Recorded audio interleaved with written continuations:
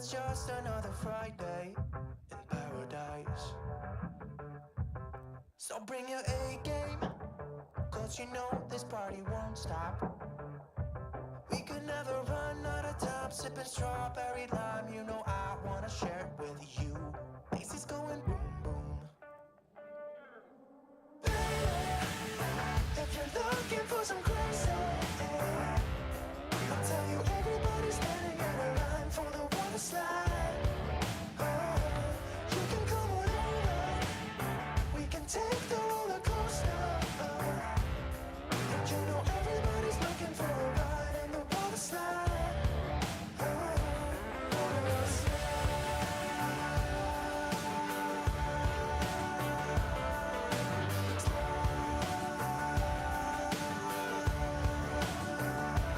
Water slide. It's getting kinda crazy up in here. Got that DJ playing music, everybody wants to hear it. It's getting kinda crazy up in here. Everybody wants a ride in the water slide. 3, 4.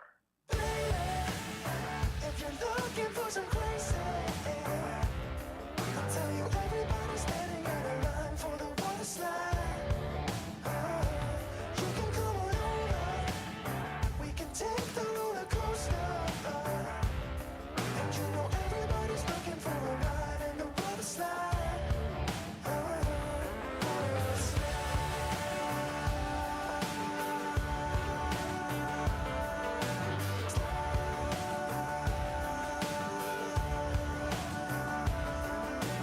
Water slide.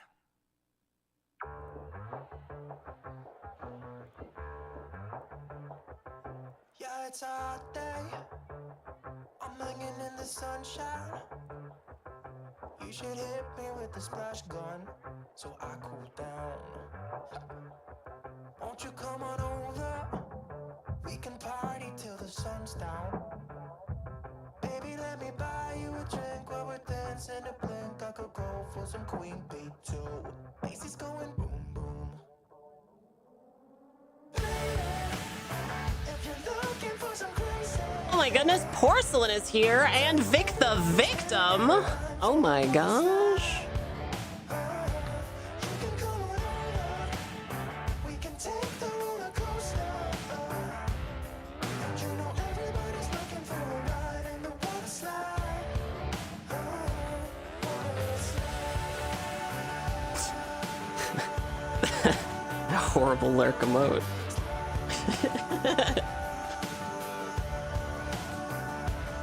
Surfing on a wave of good feelings.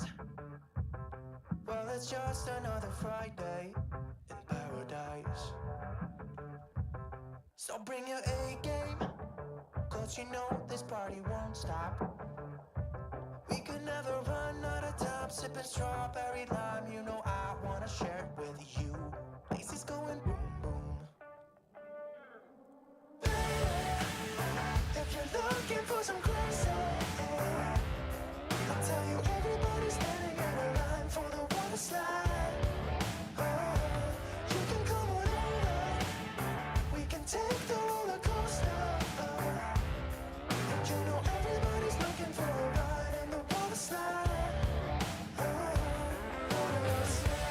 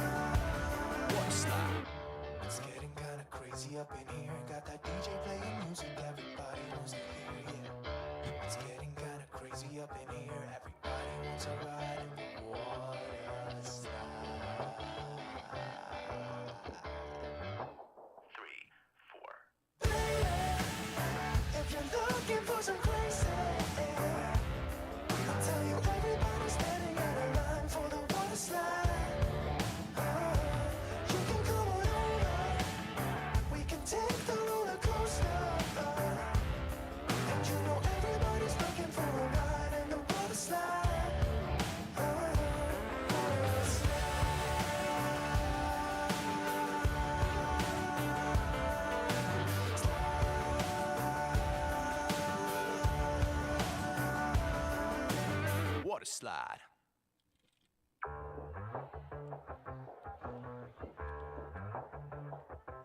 Yeah, it's a hot day. I'm hanging in the sunshine. You should hit me with the splash gun so I cool down. Won't you come on over? We can party till the sun's down. Baby, let me buy you a drink while we're dancing a blink. I could go for some Queen Bee too. Macy's going boom boom. If you're looking for some crazy, I'll tell you everybody's standing in a line for the water slide. You can come on over. We can take the roller coaster. And you know everybody's looking for a ride in the water slide.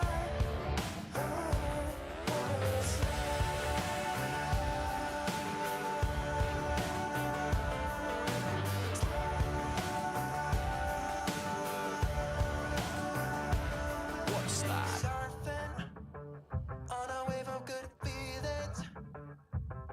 Well, it's just another Friday in paradise. So bring your A game, cause you know this party won't stop. We could never run out of time, sipping strawberry lime. You know I wanna share it with you. Macy's going boom boom. If you're looking for some crazy, I'll tell you everybody's standing in a line for the water slide. You can come on over. We can take the roller coaster. And you know everybody's looking for a ride in the water slide.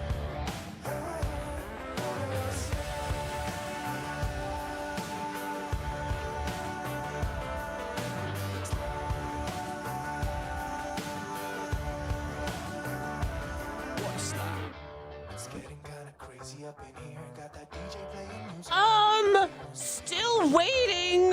When stream? Still waiting. Still waiting. Still waiting.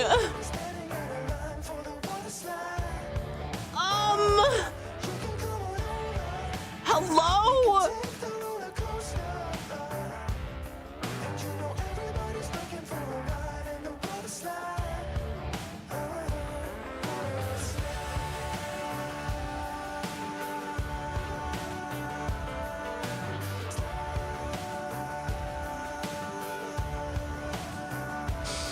Wait no more.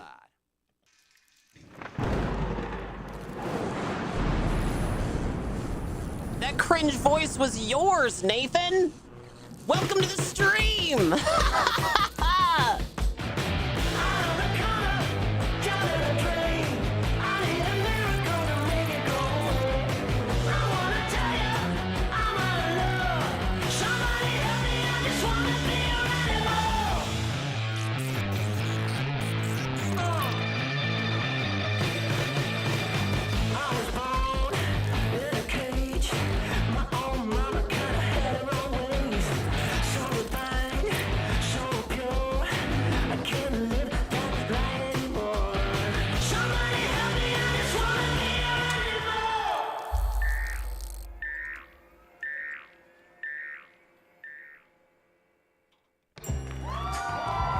Sweet little chatters, it's me, Nicotine, and this is the Nicotine Stream. And all these beautiful people are members either to the Patreon or to the merch store. And every single one of these gorgeous, gorgeous people has subsidized your free entertainment. So thank you so much, patrons and merch store supporters. I can't do this stream without you. It's a huge, huge help. Chat, if you want to get your name on television, head over to patreon.com/nicotine or merch.nicotine.com, and it could be yours for as little as $2. Again, huge, huge thank you, patrons and merch store supporters. And while you're at the merch store signing up for your monthly recurring membership, there's merch. There's posters and stickers and t-shirts and hoodies and dog muzzle, and mugs and all kinds of normal stuff from merch.nicotine.com. It's spelled a little something like this. Hello, Samantha Duke. Hello, Vic the Victim. Hello, Cy Rose. Hello, Enormous Door Slamming. Thank you for the going live notification. Hi, everyone. Hello, everyone. Hi. Oh my God, Amy is here. Ground control to Kerbal Tom. Take your Gorman pills and put your helmet on. Can you hear me, Kerbal Tom? Oh God, oh no, we forgot to auto-strut the heaviest part. Oh God, Kerbal Tom, I'm so sorry. Oh God, I'm so sorry. Hi, Amy. Thank you so much for your subscription. It's good to see you. You guys ready? Let's do this. Here we go. Woo! Initiating launch sequence.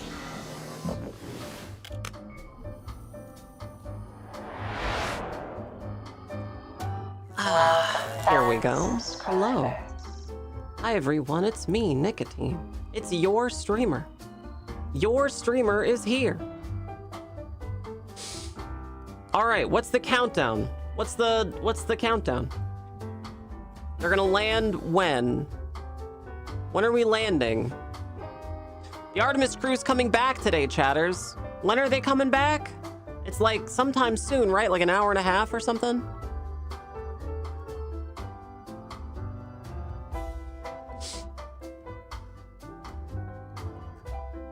Pacific Ocean at 8:07 p.m. Eastern. 8, 7, 6, 5. So 5 o'clock. Okay, so like an hour. All right, chatters, your job is this. When that starts to happen, you have to say something, okay? Say something in chat when that starts to happen, okay? Hi, Happy, welcome. All right, you guys ready? Oh, by the way, 1 subscription over on Twitch gets you a Kerbal. I got a lot of subs yesterday, so I had to kind of rush them a little bit, but it's okay because I just ended up force feminizing everyone. So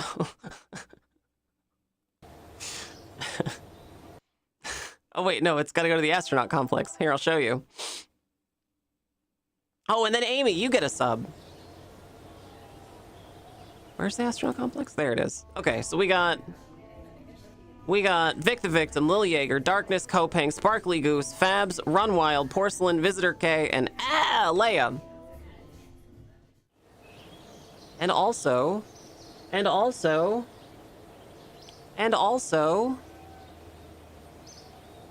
Amy. Welcome And back. Cy Nice to meet you, Rose. Hunt. And Kippu. Oh my God, amazing. Kippu, thank you for a tier 2 sub. And Cy Rose, thank you for a whole year. Outstanding. Nicely done. Welcome Girl back. Kerbal, please, Nika, please, A. Well, I got news for you, chatters. You're all getting a girl Kerbal. a girlable. You're all getting a girlable. Thank you so much, Kippu and Cy Rose and Amy. Thank you so much. Delightful. Delightful. YouTube having a normal one. Twitch chatters, do you have anything you want me to tell YouTube chatters? Anything you'd like me to just YouTube chatters can't see Twitch chat and Twitch chat can't see YouTube, so Twitch chatters, do you have anything you want me to tell them? I can act as your interpreter. YouTube is saying that they love you very much and that they can't wait to hit the gay bar after the stream. Let's see, we just did Kippu. Did we do Cy Rose? Cy Rose?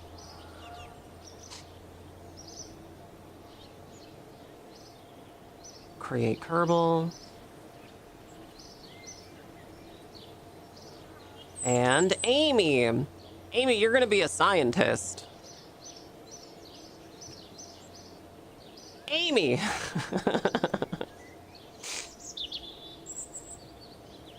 Okay, we got a lot of Kerbals. We have a lot of Kerbals. We're gonna have to get them all elsewhere soon. We're gonna have to get them all elsewhere soon.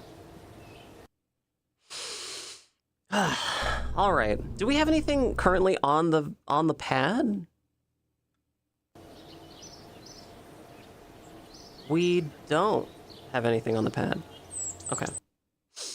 Well, here we go. Here we go. The smallest chatter launch system. Dedicated my life to the science of studying the backside of my eyelids. There you go, Amy. Yeah, see? You got it. All right, so last time we did this, we bungled it all up. And I think we just, we ran out of fuel around the moon or something? I don't quite remember.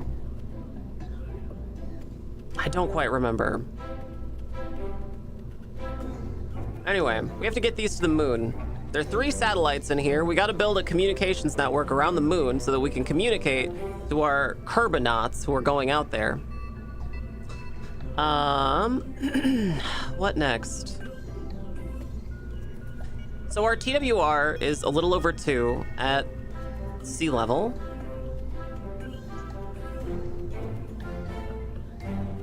And our second stage, this actually should be staged differently. Okay, so it is just this stage. Stage 5. Stage 5 has 1.63. That's a whole lot of delta V. Stage 0, not sure, I guess that's just the rest of the rocket, has TWR that's greater than that. So I guess it just means that this is gonna keep going after these are sloughed off the outside. That's right, Neon Mixtape. A little bit of Bobby Darin. Never heard anyone. Some surprise Bobby Darin.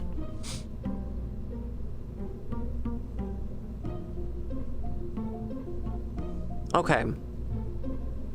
What else could we improve about this rocket? We already have a pretty solid TWR. It has to be somewhere between like 1.5 and 2.5. So we're kind of square right where we need to be. I think we could maybe stand to slam a little bit more fuel on here. Maybe we can do that. Let's try it. Just a little teeny tiny bit more fuel. The smallest amount of fuel. The smallest fuel we can do. That is not small enough. Size. Let's just sort by size.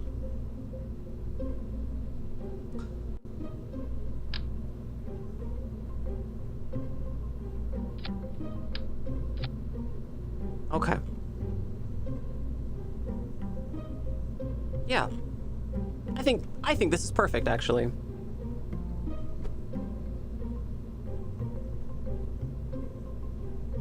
Oh, right. I remember what it was. It was the battery. The battery was the problem. Because these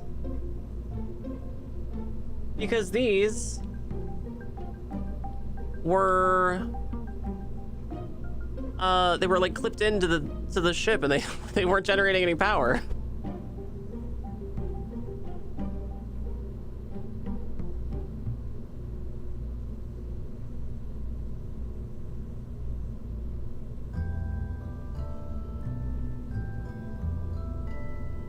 I think we probably would do well to just have another backup set of photocells. Gift subscription Just in case. online. Vic the Victim, thank you so much for gifting a sub. Super kind of you. Delightful. I appreciate that. Thank you. Wonderful. I love it when.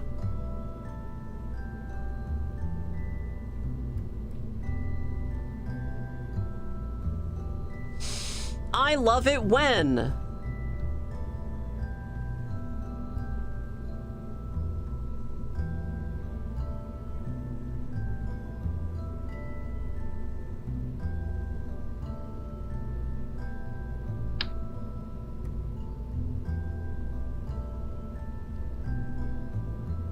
Okay.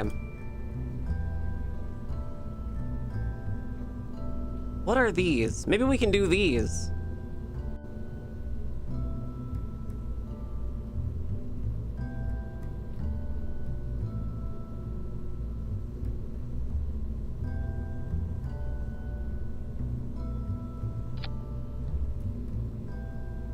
Maybe we can just do these. Can they extend?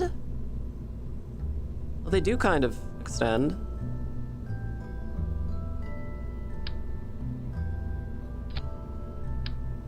They don't really affect our TWR like at all, so let's put them a little further down though. Let's put them like down here.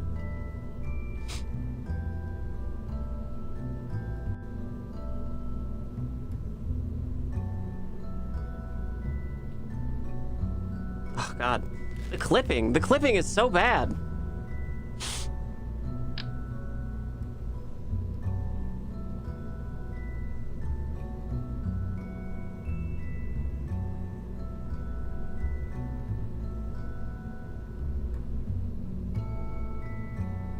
Okay, maybe we just put these here and then yoink them out a little.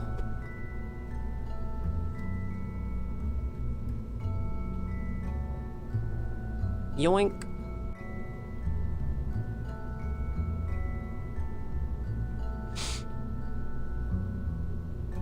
Those are probably not gonna stay. Those are probably not gonna stay. And neither are these.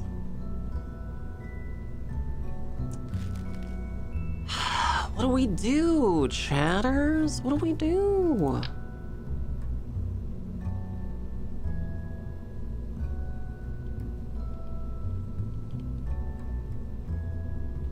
Hello, Ceiling Ninja. I used my decoder ring on the secret message on the radio. It just said, watch more nicotine. Hey, Ceiling Ninja, I was actually thinking about you today. So, okay, chatters, the carbon fiber thing. I want to talk about the carbon fiber thing, because, so last year, sorry, a cat hair in my mouth. Last year, we did, I did this huge project, right? We had to use alginate, we had to, so, let me back up. I'm a fencer. I have to get some fencing gear squared away. I have had a breast augmentation, so I have implants. While fencing, it's not great to have my implants constantly stabbed, right?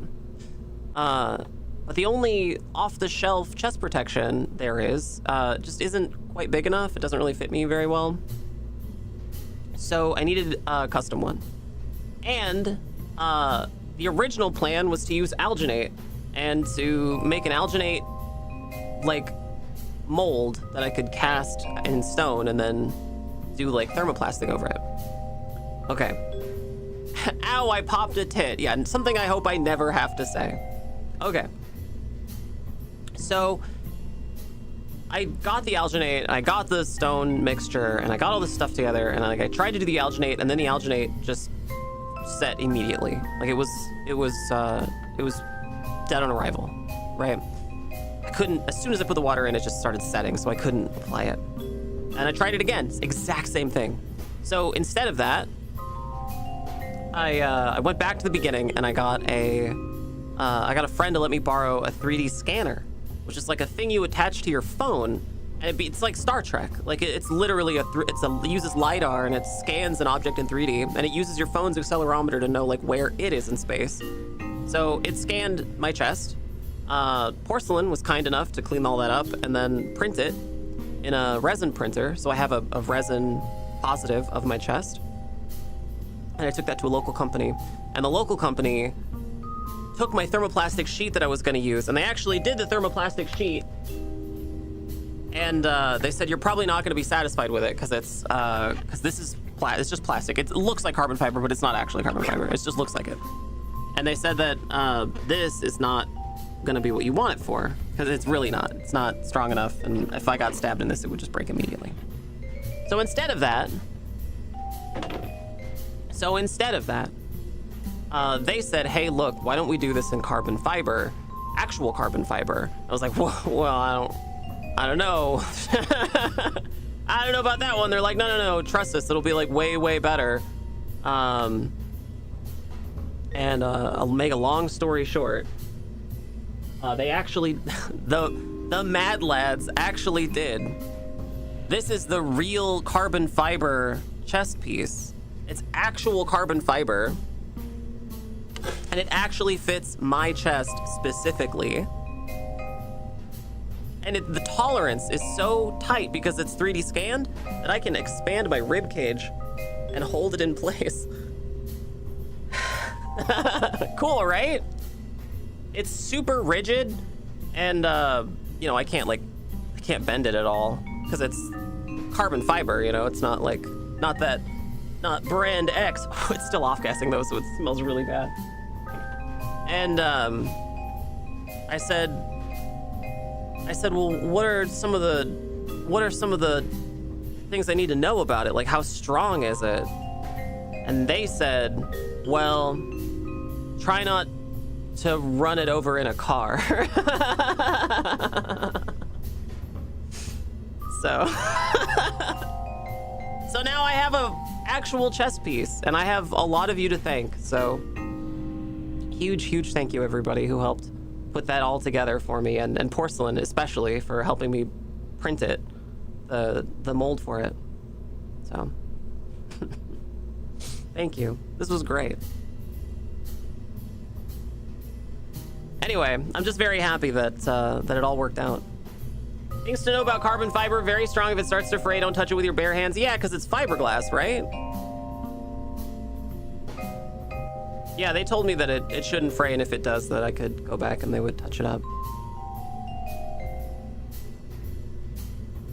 Like if it gets a crack. Ah. So if you get ran over by a car while wearing it, you won't pop a boob. Fibers are super fine, and it will go right into your fingers and stay there. Yeah, it's fiberglass, right? You'll have the coolest chest protector at any meet. Yeah. Oh, 100%. Yeah. Yeah, 100%. I got the guys to give me a little sticker with their company on it, so I could put that on the chest protector and show it off at conventions or tournaments.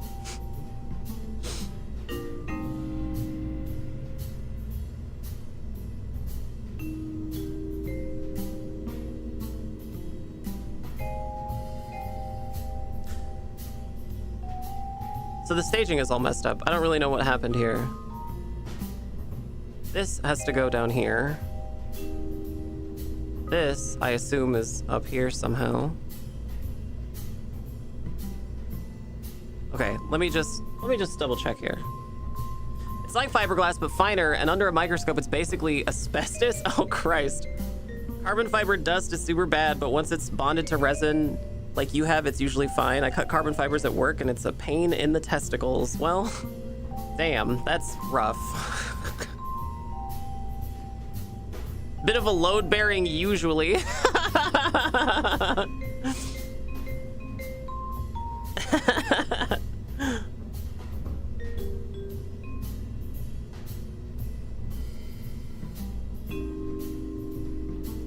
Okay, stage 1.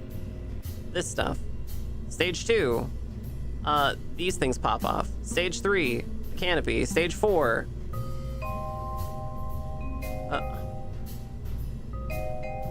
this should be down here, and there, and then there. Okay, perfect. Perfect.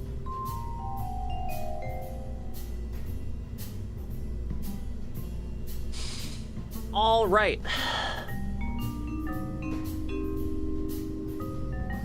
You still have the mold in case you need a new one? The boys in the lab said that they were gonna clean it up for me because it was pretty messed up.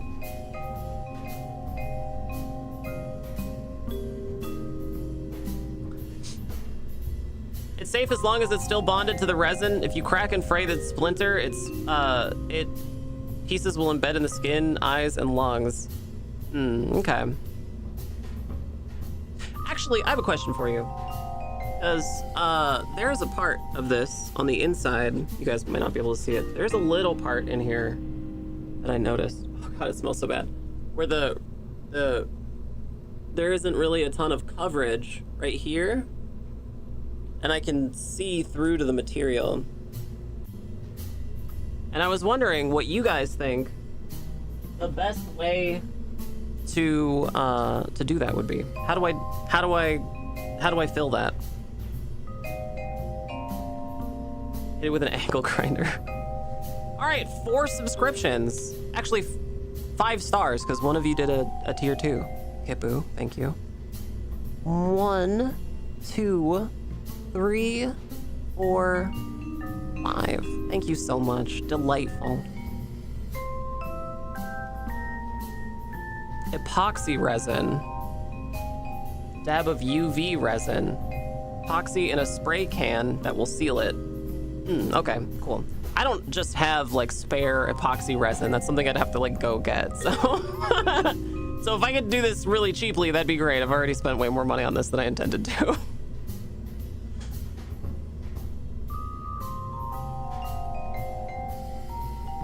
JB Weld is epoxy resin? Okay, yeah, perfect. I'll just use some JB Weld then. It is armor that's gonna be used for fencing, so I would hope it can hold up to getting whacked with swords. Yeah. It's also gonna be under my jacket too, so I think it'll be fine.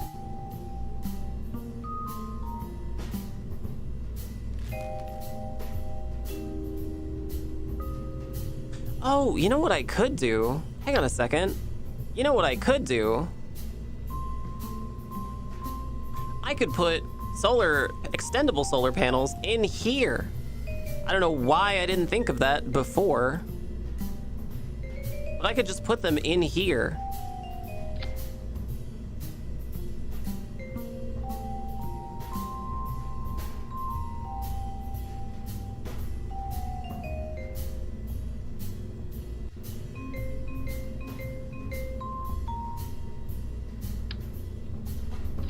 Maybe not these, but I could put some kind in here. Cannot be retract. I have to get ones that can retract though.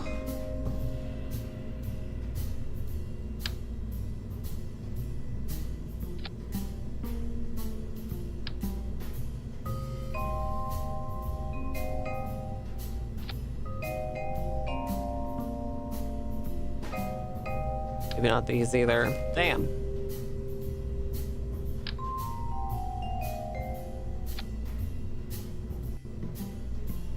Oh, cool. How about I just do one of these? It looks like a flamingo.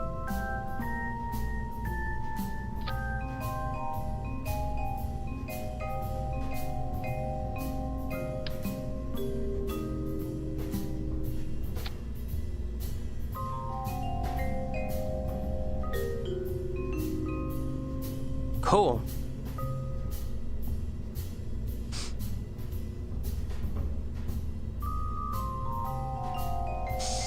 So the dudes are just keeping the chest mold to clean it up? Well, it broke, so they had to clean it up a little bit because so they vacuum formed the first round. They vacuum formed it with like a big machine, and they said that like even if it had been made of steel, it probably still would have cracked. So they had to epoxy it a bunch or like fix it up a bunch, and then when they went to go lay the carbon fiber. It got a lot of resin and stuff on it, so they said they were gonna clean it up.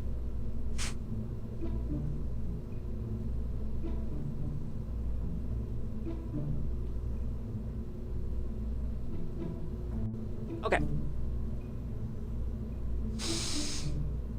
Oh, that is peeking through, huh? Okay, so we can't use that.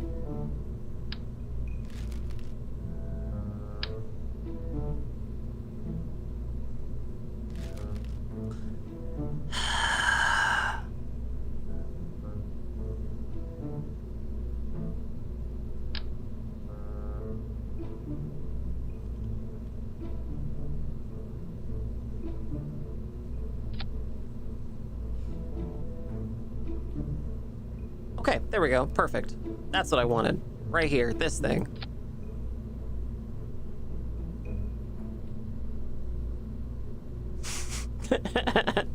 Come back to have it pick it up, and they've made like 40 different pieces of tit armor for you. Sorry, you can't have it back. We need to clean it up again.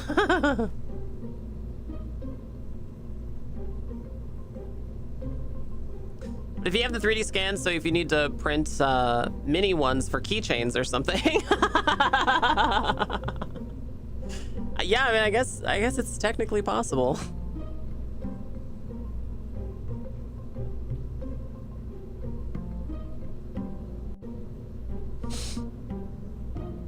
Okay, all right, I think we're good.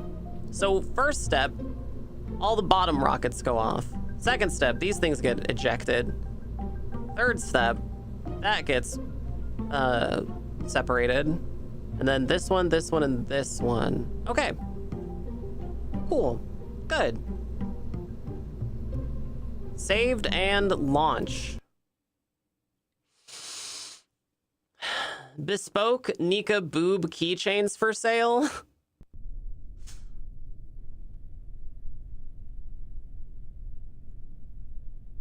Oh, that is a jiggly rocket, all right. Okay, maneuver planner.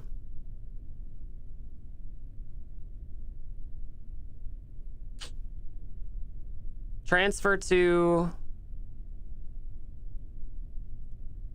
How do I do a lunar launch? Can I launch just directly? We don't need to do that. We'll just circularize. All right, ascent planner.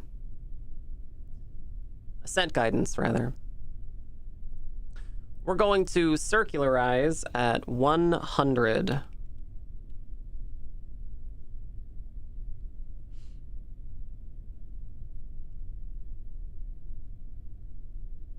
Auto warp, corrective staging. Okay, I think we're good. I think we're good. Engage autopilot. And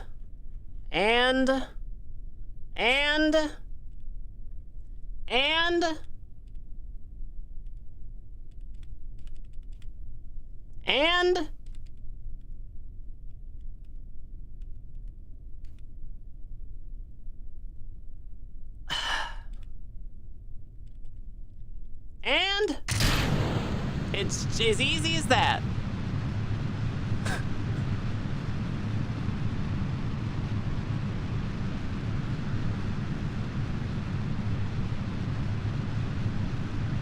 First try. That's right, B-Rap. First try.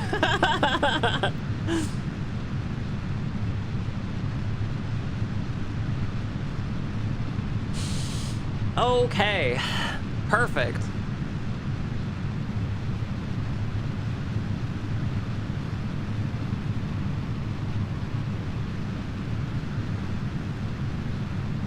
I want to keep this up here so I can see the electric charge. I know that we're generating electricity from the engine, so I'm going to be curious to see how that goes when we're at altitude.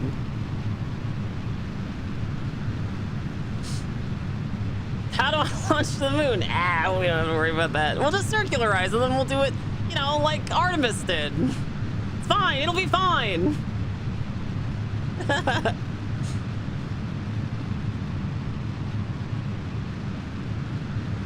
Hello, sweet chatters. Who's here?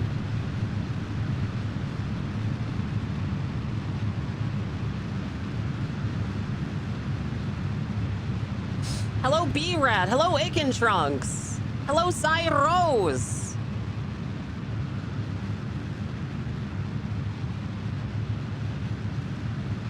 Hello, Kindy. Hello, Vic the Victim. Hello, Transit Biker. Splashdown in 30 minutes. Cool. We're going to watch it here, too. I'm excited. It's going to be great. Hello, Sir Demon. Hello, Porcelain. Hello, Falling Asunder and Ceiling Ninja. I thought my laptop fan was going nuts. It was just your burn. Oh. Yeah. Things you want to hear from ground control. We don't got to worry about that. And have you updated Microsoft Outlook? Why go land on the moon when you can take a pic of the moon's butt with your moon-sized butt angle ring light? Yeah, you know, it's perfect.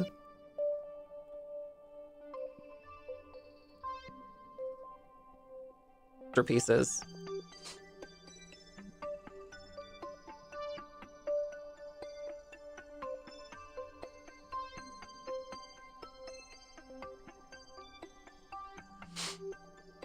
I guess I can jettison them now.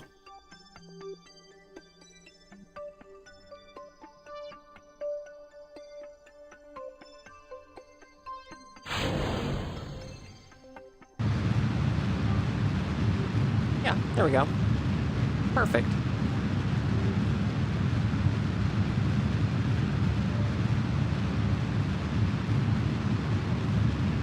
All right, we're gonna get circular.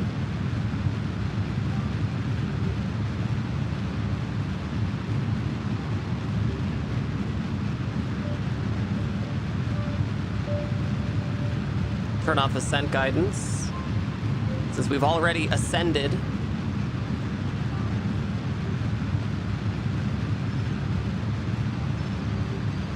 Big jiggly orbit.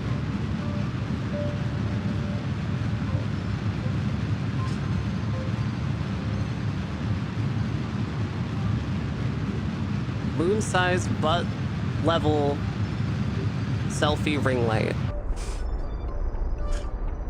It looks like our periapsis and apoapsis is pretty close. Pretty close indeed.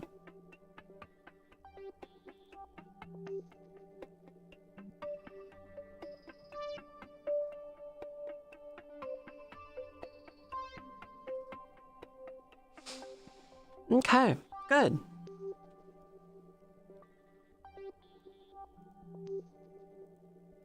Time to extend these solar panels. Collect a little bit of sun. All right, perfect. Now,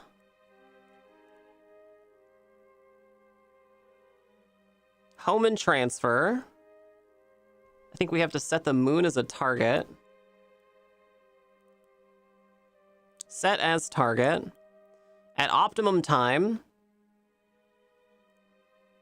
Create and execute. Wait, no, hang on. Abort execution. Remove all nodes. Just create the node. Okay.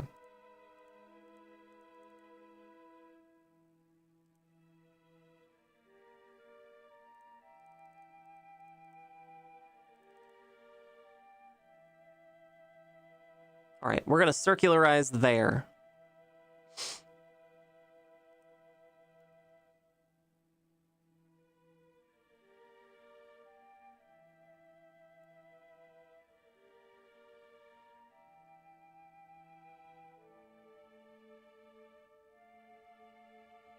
Right? We're gonna circularize there, right?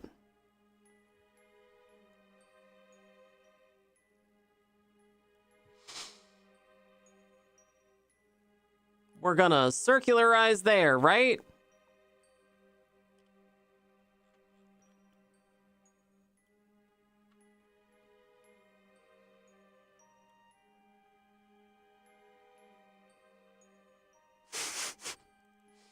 Game.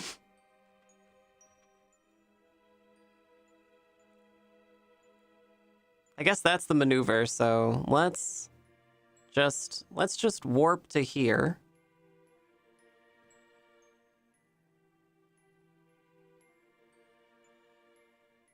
Battery's draining, but we're back in the sun and it's looking good.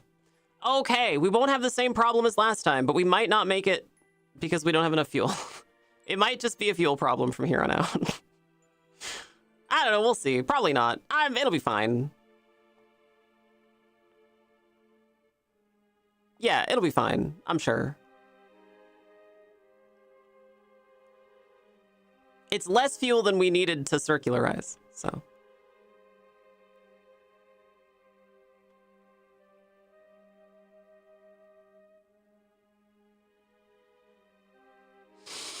You wouldn't need fuel if you just collected and burned some of the firmament up there?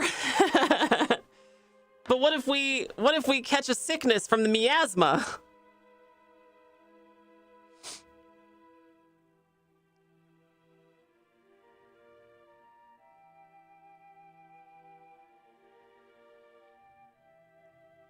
All right, I'm not gonna mess with the computer because it definitely seems to know what it's doing, but it is taking a shockingly slow pace to get us to the target, so we'll see. This little blue thing right here, chatters, this is the target for the node that we have to burn in 7 seconds, and we gotta get there, like now. We gotta get there, like now. Oh, Christ.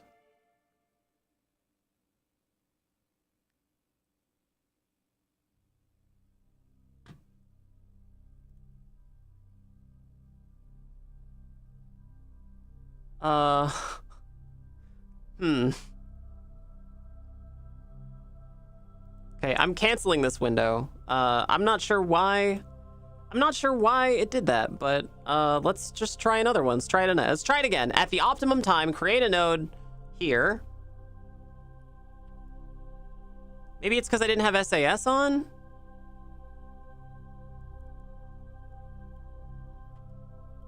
Okay.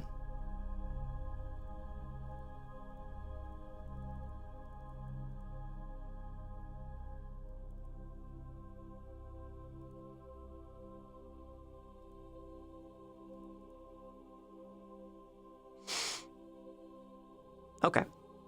Execute.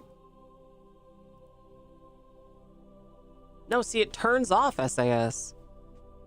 Why does it do that?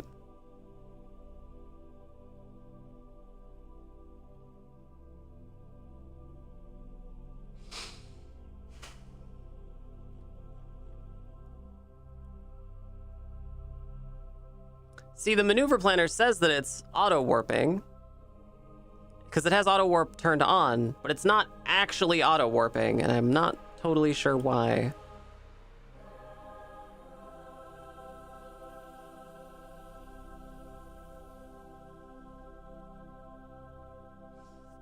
Miasma, you think the vapor's going to be able to get through you sick through the haze of cool filtered menthol cigarettes? Do we balance our humors before going up? Oh god, I forgot to balance my humors.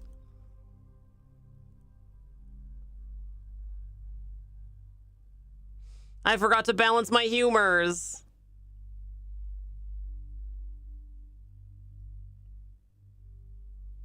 See, look, we're drifting away from our target, our node target.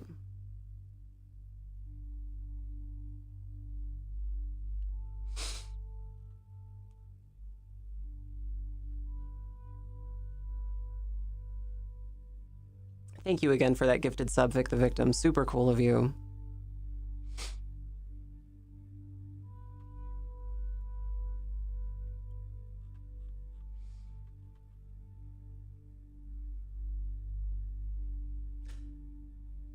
Just about splashdown?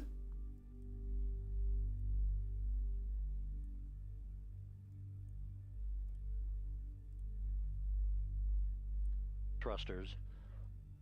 And we have a completion of the burn. Ooh. Ooh. Oop, no, I don't want that.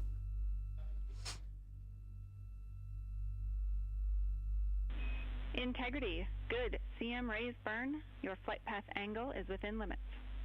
Cool. Integrity copies. Looks good on board, Jackie. So the final maneuver is now complete. Our trajectory for a splashdown in the Pacific 29 minutes from now is set and will not be amended any further. And we have the right angle of attack to mitigate any... Oh, our burn is going well too.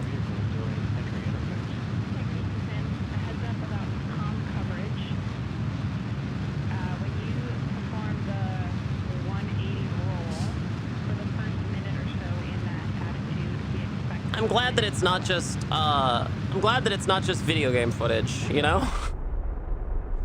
I'm glad that it's not just video game footage. Because when they did the launch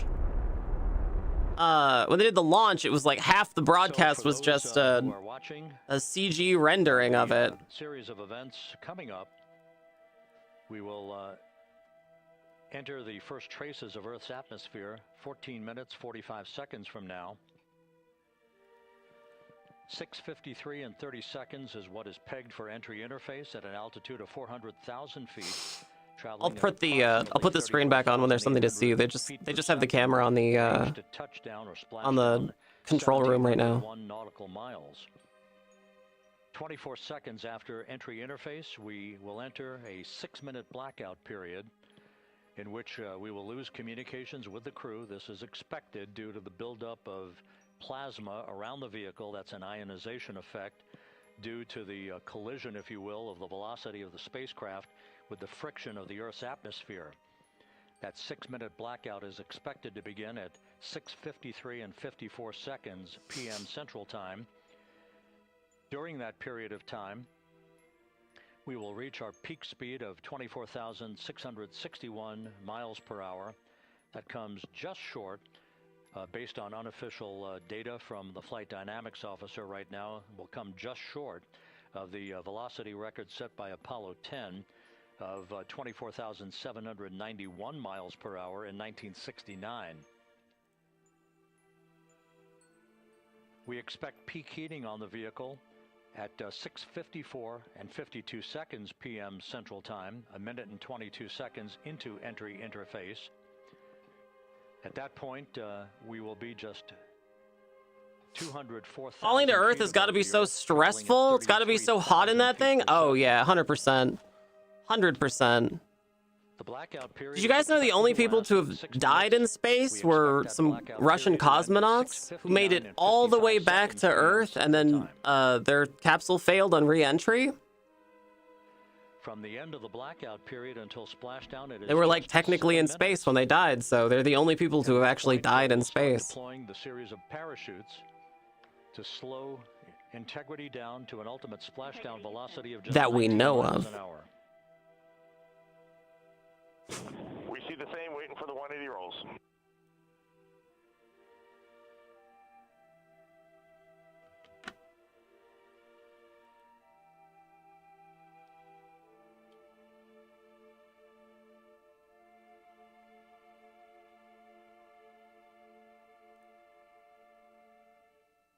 The parachute deployment sequence, once again, will come in several segments, but in rapid fire The succession. KSP music behind it? Two of them Chef now, kiss. go to. Looks a little smaller than yesterday. Guess we'll have to go back.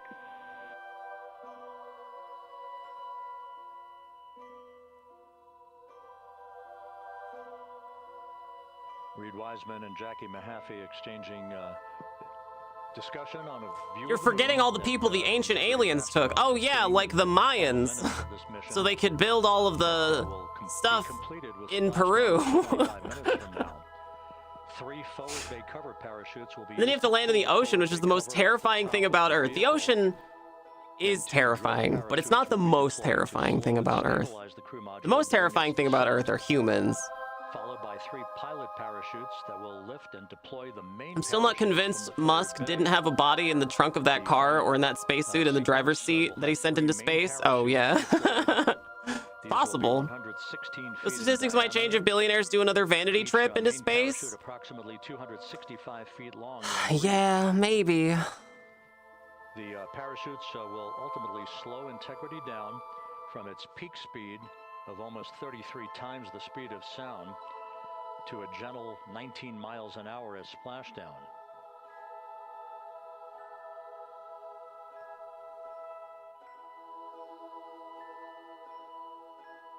The vehicle is now currently in a roll to the proper attitude for entry interface.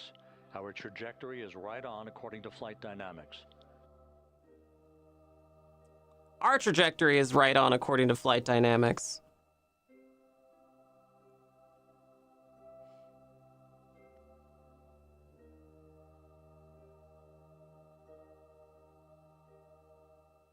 With projects like this, we can outshine those vanity trips. Yeah.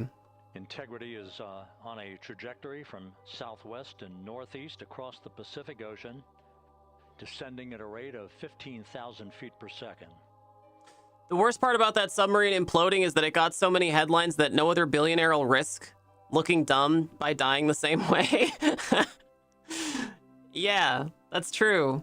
Range to touchdown 4,300 nautical miles. All the systems. So what you're in saying is excellent shape. bullying. CEI roll 180 attitude. Looks good on board, Jackie.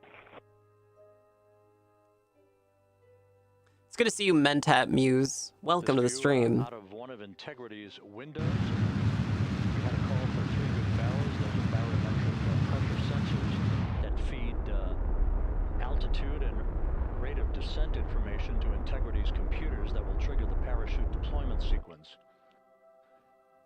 We are less than 9 minutes away from entry interface, 22 minutes from splashdown. Cool. We're so close. All right, and we're pretty close too.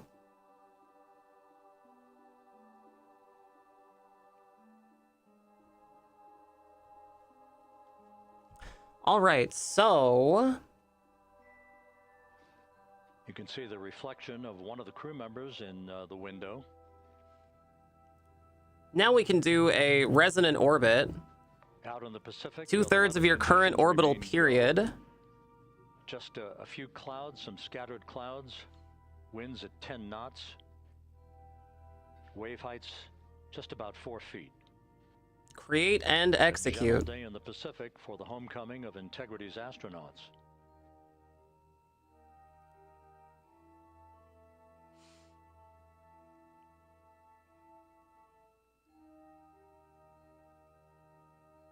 Wait, remove all nodes.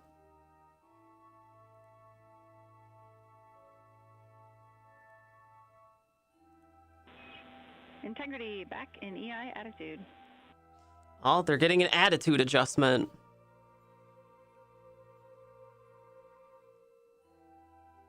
We see the same on board, Jackie.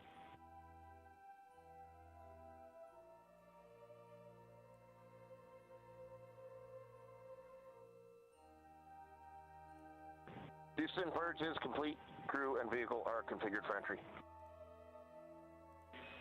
Houston copies. And we're in step 37, transferring nav state to BFS.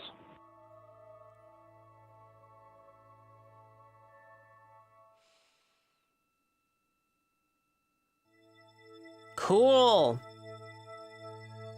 Look, there's Earth at the bottom right here. This is Earth. They're looking through the window out into space, right? This is Earth down here.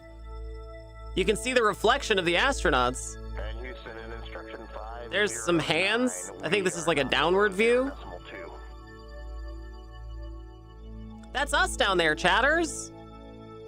I think I see your house from here. Integrity, no action required. Integrity.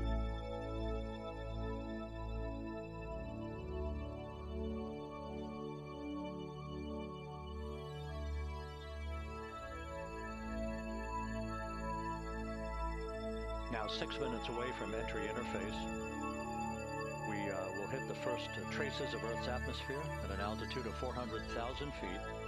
Cool. 34,000 It's really gonna happen. Ranged splashdown at that point will be 1,701 nautical miles.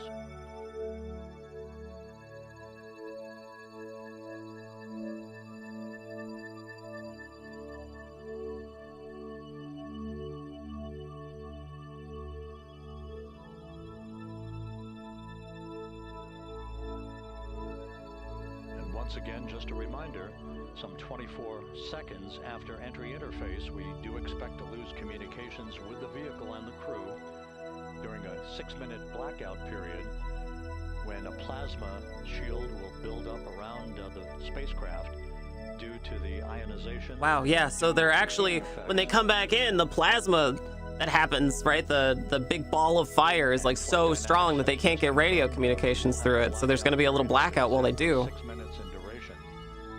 And once again, that's due to the Wild. fact that the plasma buildup around the vehicle will prevent communications and data, so we will not be able to talk to the crew members at that time, nor will we receive... Scary, I know, scary. Control room. Everything is looking good on board. Just confirm no pre-EI downloads. Houston Whoa, look, there's Earth. Look, cool. That blackout period to begin at 6:53 and 54 seconds p.m. Central Time, and again will last about 6 minutes in duration. No, YouTube, don't blink. You can't blink. Don't blink, you'll miss it. We're 4 minutes away from entry interface. Whoa.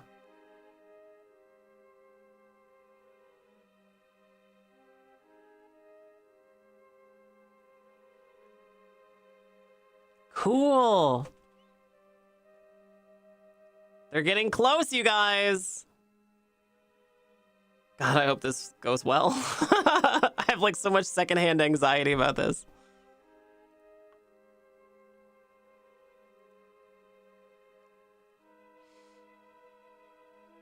The Earth is spinning or they're going fast? Yeah, both. Actually, the Earth is spinning the other way, I think. Right? No. No, I think it's both, actually.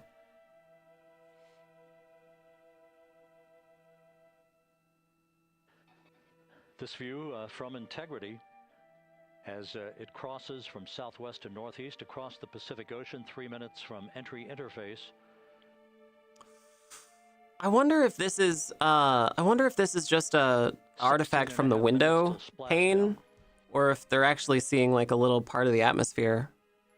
No, I guess this would be the atmosphere, the thin little USS film. John P. Murtha and the recovery team is on station and in position, as are the airborne imagery assets that we hope to receive imagery from as Artemis enters the Earth's atmosphere and through parachute deployment.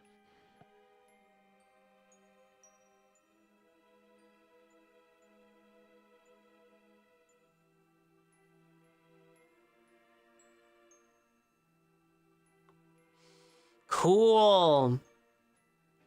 All of Integrity's systems are in great shape. The crew is ready to complete its mission. Look at that big long cloud bank right there. All of the activities today have gone off in perfect fashion. No issues with the vehicle, no issues with the crew. And the weather at the splashdown site is go. I can't. Let me move the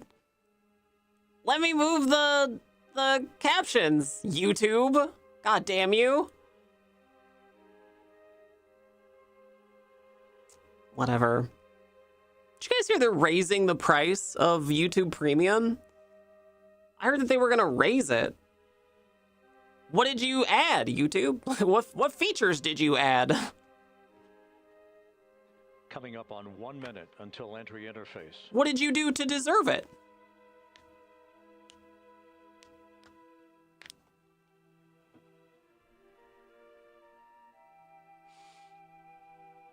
Oh man, look at how fast they're going. Oh my god. Whew. Mark 1 minute until entry interface.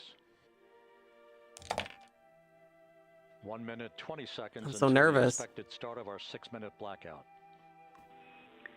Integrity, 1 minute to a 6-minute blackout. Integrity. Updating their ad blocker detection, which was immediately countered yet again by the ad blockers. And turned down video quality. They've taken away features. Yeah, right.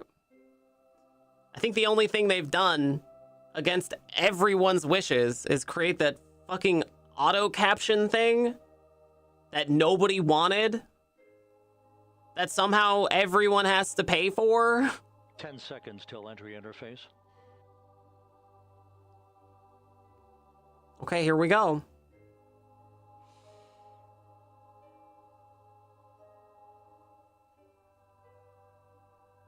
And we have crossed the threshold, now entering the Earth's atmosphere.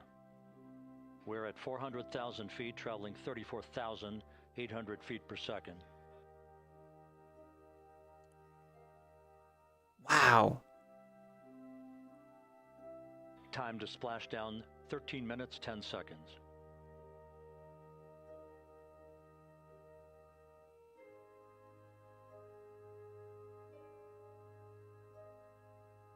Oh, man. And as predicted, we've entered our communications blackout. Okay, there's the blackout. This will be a 6-minute blackout period. No voice. 6 no minutes, data, you no guys. crew. As soon as it comes back, I'll bring it back to the screen. I have it open in another tab. We're 30 seconds away from the anticipated point of peak heating on the vehicle, where temperatures will rise to about. You can see the 45,000 ablator coming degrees off? Fahrenheit. Yeah. This is the true test of our trajectory.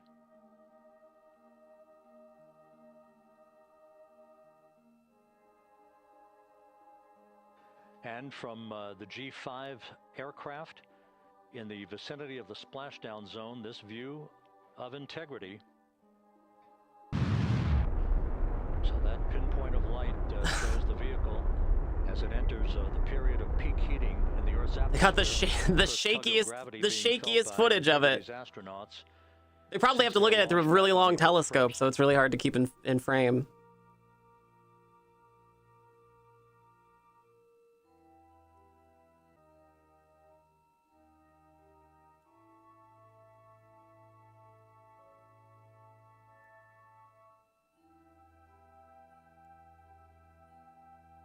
Four and a half more minutes, you guys.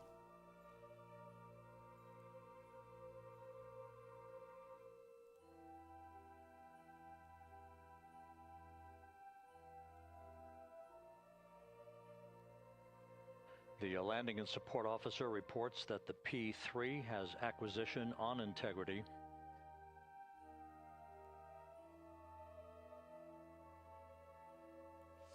Three and a half minutes left in this blackout period. Here's the simulation. Visualization. That's stupid. Of, I hate that. The plasma buildup around the spacecraft and the repelling of that heat on Integrity's heat shield.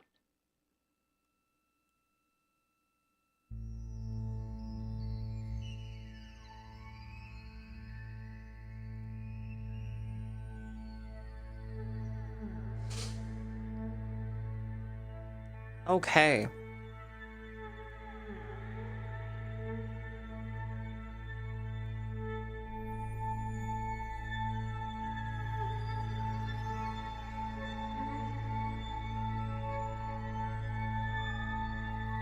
Here we go.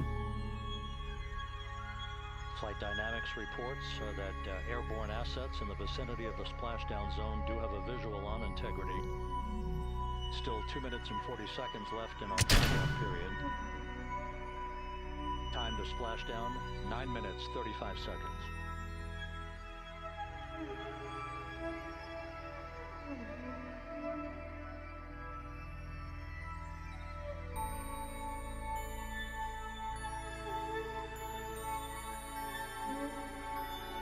Multiple airborne assets as part of the recovery team all have visuals on Integrity.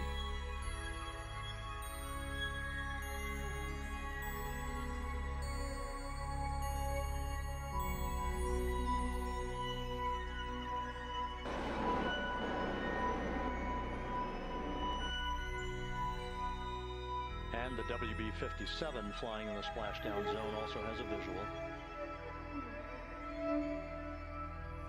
And the Navy helos also have visuals. It says the Navy helicopters also have the visual. We're still in the blackout period. Still do not have communications from the crew.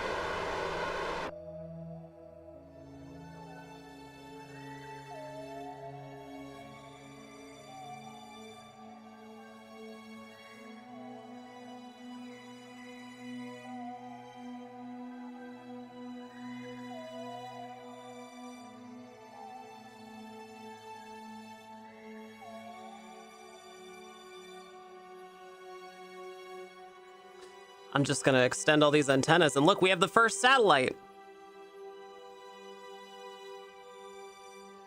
We're standing by for communications from the crew.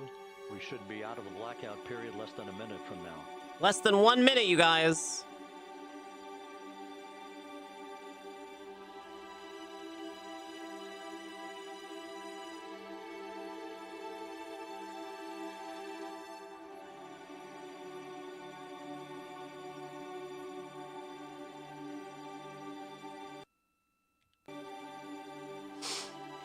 Kind of sad KSP2 bombed. Yeah, me too. Oh, here we go. Processing data.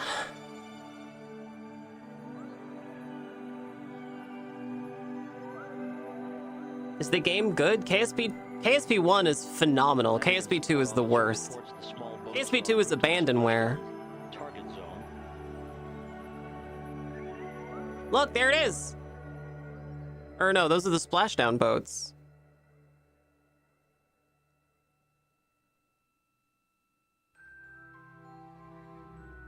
Isn't KSP2 the one that banned you from their PAX booth? Yeah. Yeah, actually. Everybody else got to go take an early look at KSP2, But I had a press badge because that was the only badge they had available for content creators at the time. So they said, oh, we're not ready for press yet. I was like, no, I'm a content creator. I stream KSP. They're like, no, we're not ready for press. I'm like, no, you don't understand. Please, no, you don't understand. Intermittent views. Yeah, so I wasn't allowed to see it. I was so bummed. Still waiting to establish voice communication.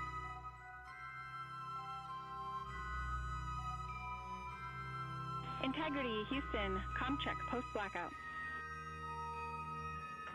Houston, Integrity, we have you loud and clear. Cool, they made Your it. trajectory is nominal, and your recovery teams have visual. This was the rant I was trying to trigger the other day. Oh, good. There's a spiritual successor called Rocket Works. Yeah, there's a few spiritual successors. There's another one called Kitten Space Agency, KSA, I think. I haven't played any of them. Reestablished with Commander Reed Wiseman.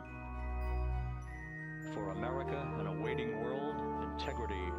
Oh, flash alert. Jesus. Hang on. Put that over here so you guys don't get flashed. It's just strobing. Passing 100,000 feet now. Range to splash down 19. The dude said IGN had exclusivity on KSP2 at the time. So only people from IGN were allowed to look at the thing?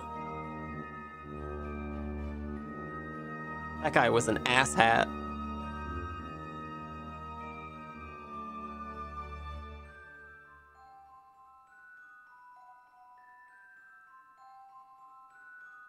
Yeah, one thing streamer is definitely known for, subtlety. Integrity, impact to the camera controller fail is no cab 1 views of the chutes.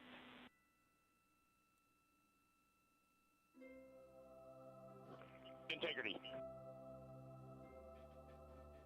We're processing good data through the GPS system. A good view of Integrity, time to splash down 4.5 minutes. Uh-oh, do they not have the chutes? What did she say? And a view of Integrity from the WB-57. We're at 50,000 feet. Wow, there it is.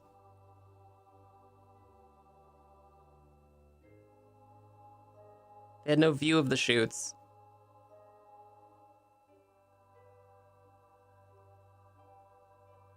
The German cowboy game was funny when the guy gave y'all red bandanas and suggested that we put them in our back pockets. Forward bay cover jettison.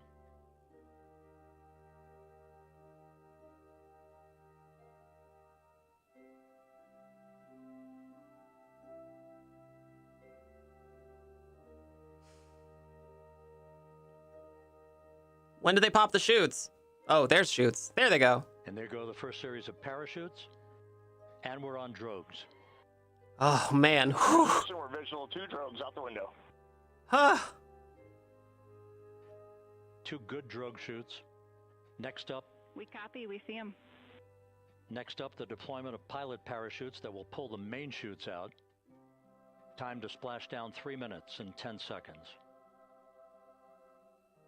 They still gotta fall 3 more minutes to get to the ocean, to get to sea level. That's nuts. Perfect descent rate according to flight Integrity, dynamics. Good rates on 2 drogues. We keep the same on board.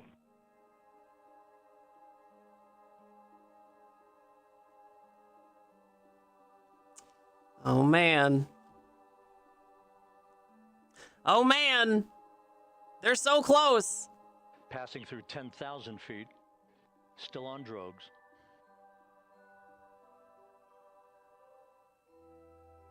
It's gonna do a rocket blast to slow it? No, they're gonna, this is just the drogue chutes. They're gonna deploy the main chutes once the, yeah, see, here you go. Those little parachutes pull the big parachutes out, and then there's the main chutes. Deploy. We're at 5,000 feet. Yeah, drogue chutes just to help slow it down enough so that the main chutes don't explode when they come out. Search and recovery beacon has been activated on Integrity. Cool! Look, they did it! There's the chutes! And we have 3 good main chutes. Wow, look at that. Good 3 main chutes, good reefing, good descent rate. Good rates, and we see 3 good-looking parachutes. At least they aren't landing in Siberia and being issued AKs to fight off polar bears when they land. Yeah. Wow, look at that. Integrity. Cabin pressure indicates no need for hydrazine checks. No need for hydrazine checks. No Integrity leaks. copies. It's almost a dirigible. Yeah, that's right. Look, we got thermal This is a even. Perfect descent for Integrity. Its crew sounding hale and hearty on board. Time to splash down 1 minute 15 seconds.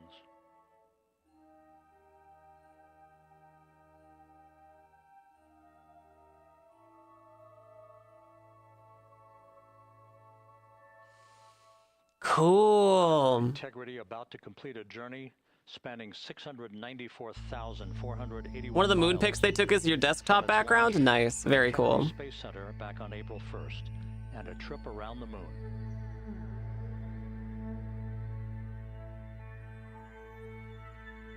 All this advanced spyware, I mean, scientific cameras at play. Yeah, these are like military grade cameras, right? They're probably shooting this footage from a military aircraft. It's probably like a C-130 or an AWACS or something, right? Oh yeah, I guess it's venting something. Probably venting RCS. Passing through 1,000 feet. Like try to stabilize it.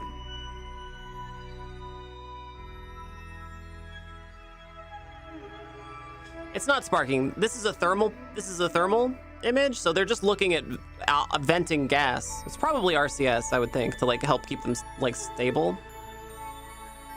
It's not on fire. This is just thermal.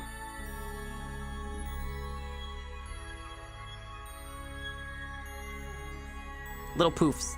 Yeah, it's just little poofs. Yeah, correcting the angle. Integrity splashdown, sending post-landing command now. Cool, they did it! Confirmed. Woo! Look at that, nice! Splashdown confirmed at 7:07 p.m. Central Time. Awesome, they 7 did it! p.m. Pacific Hooray! Time. From the pages of Jules Verne to a modern-day mission to the Wow, moon, a new chapter of the amazing! Can you exploration of our believe celestial that? neighbor is complete. Integrity's astronauts. They went to the moon, you guys. That's so cool. The thing is stupid hot. It needs to vent some of that heat before it cooks the astronauts. Yeah, maybe. Stable 1. We still will be deploying the crew module uprighting system to maintain that orientation. A perfect bullseye splashdown for Integrity and its 4 astronauts. Cool. Ah, that's awesome. Nice. Very cool. I'm so glad they made it. I'm so glad they made it. I would have been very sad. I would have been heartbroken. I would have been heartbroken. Now it's a boat. Yeah, now it's a boat. Sorry for the convenience.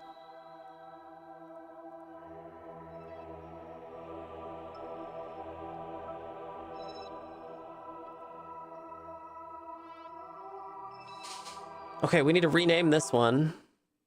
Oops. Oh, damn it. That's not what I wanted to do. How do we rename stuff again?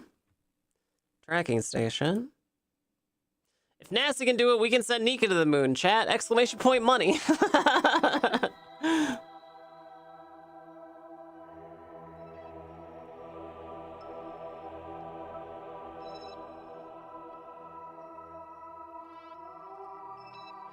Maybe I can't rename it.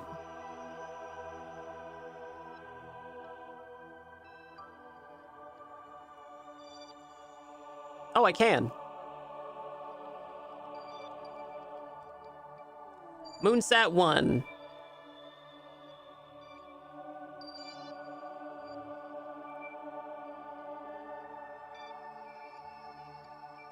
Okay.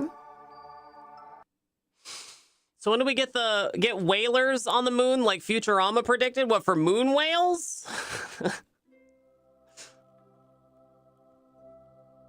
I'm so glad they made it, you guys. That's awesome. Very cool. Very, very cool.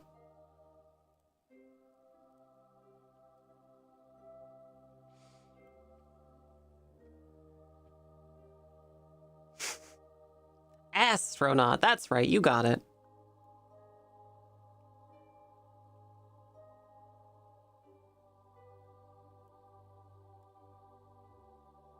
It looks like we'll have enough fuel to deorbit this onto the lunar surface, too. We can actually just do a deorbit.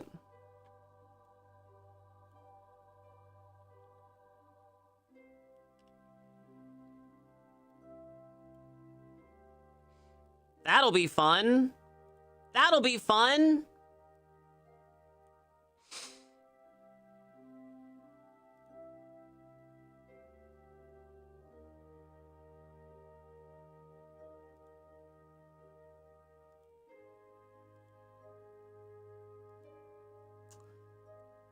How do I get the force lowered? You know how this like ejected way too fast? How do I get it to not do that? Stop it. Stop that. I guess there really isn't a way. It's just gonna... I feel like when I do this, it's just gonna smash that satellite into the space above it.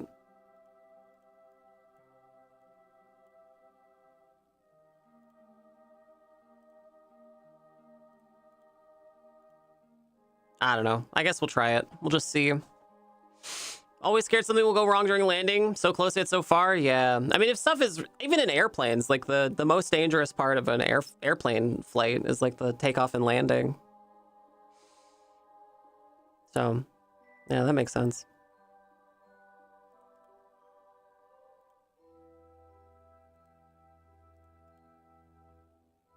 Okay, here we go.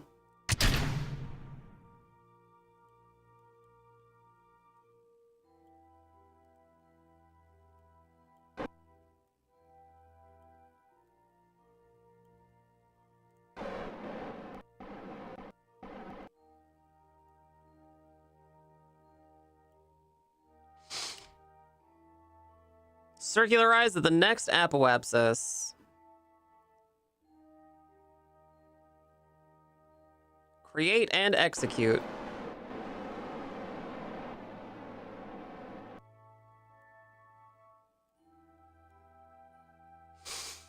Cool. Ugh.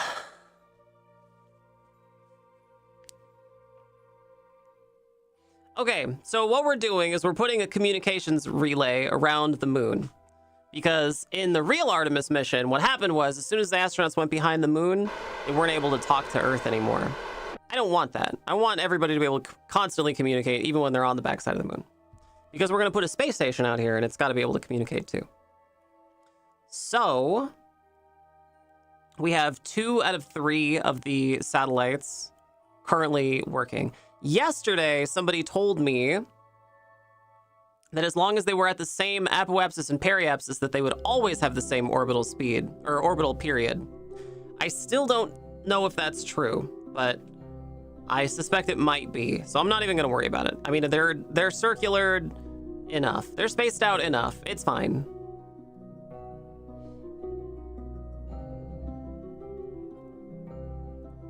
Okay. Tracking station.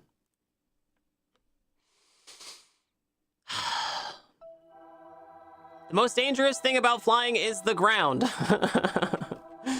Yeah, that's true.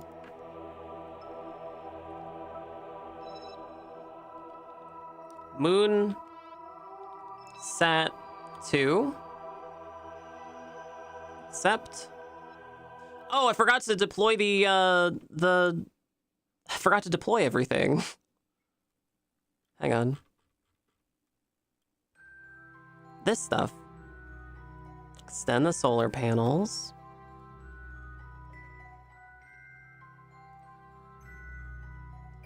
Extend the antenna.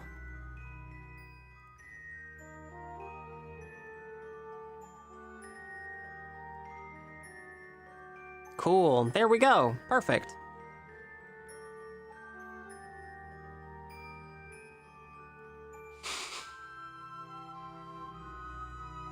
All right.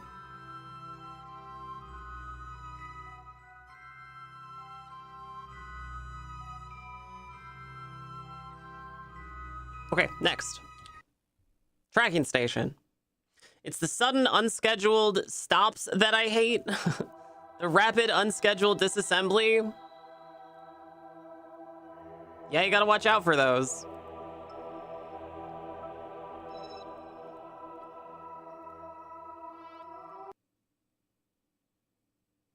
These are satellites too, right? Houston, we have a problem. The ADHD flared up and we just kind of forgot to deploy the satellite. What do we do?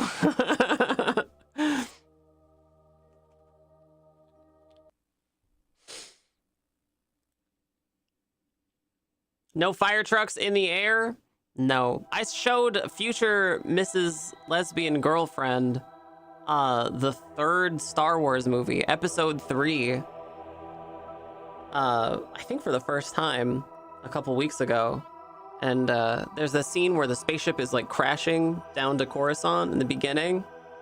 And she saw those space Star Wars fire trucks. It was like, oh my God, look, fire trucks. She's like, there's no way they got them there that fast. Artemis splashed down. That's right, we watched it. We watched it live. Look, here they are. Yeah, we watched it live. Thanks, Mr. Games.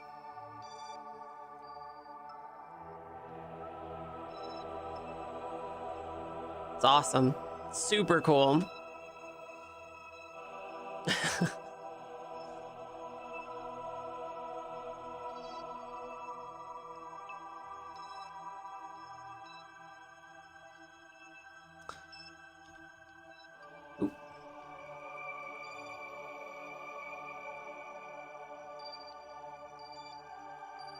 Curb set 1.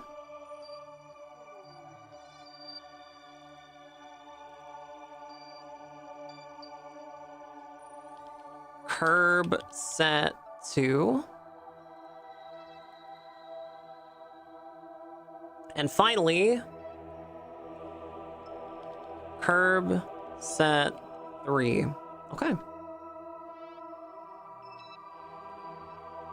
Perfect. And then this one we can just destroy, terminate. So I messed up this satellite array, but I think it's still fine. The lunar one is great.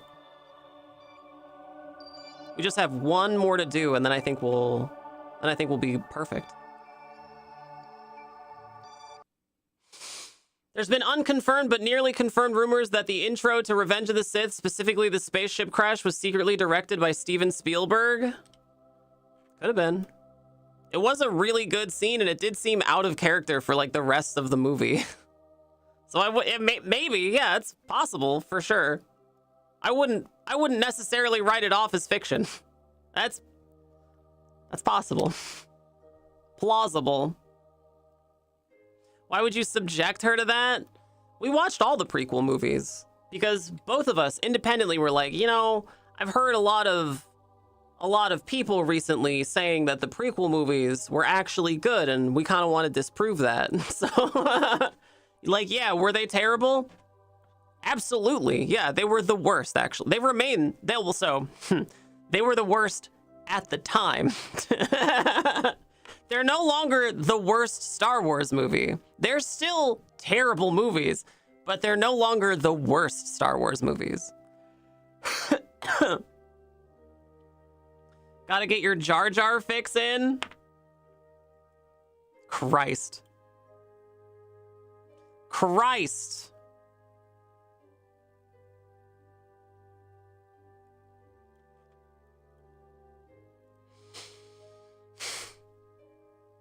Anytime Jar Jar's not on the screen, the audience should be asking, where's Jar Jar?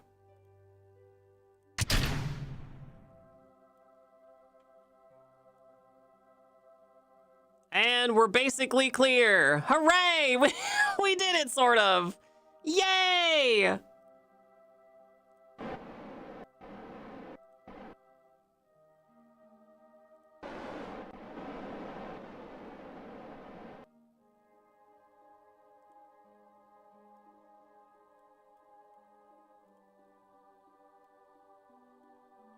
We're basically there.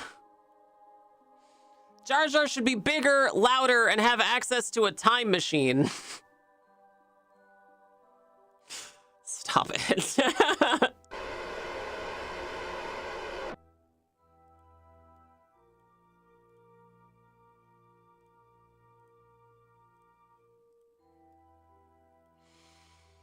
Awesome. Okay, we did it. And now, not sure what that is.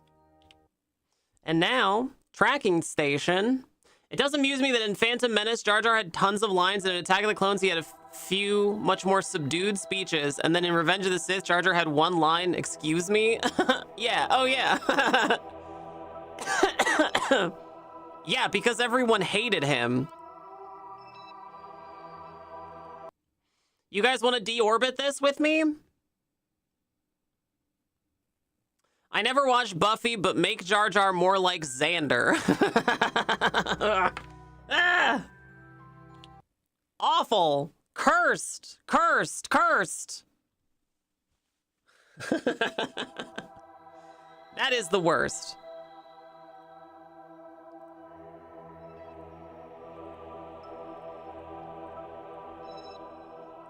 Okay. Moon Sat 3.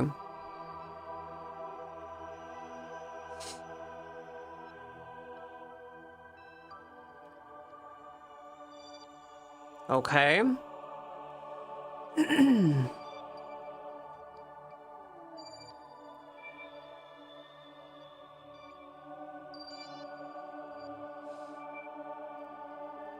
guys want to deorbit this with me?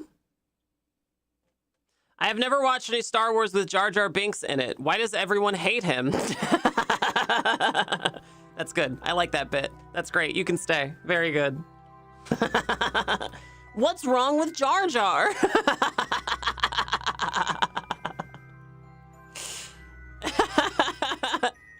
Extremely good.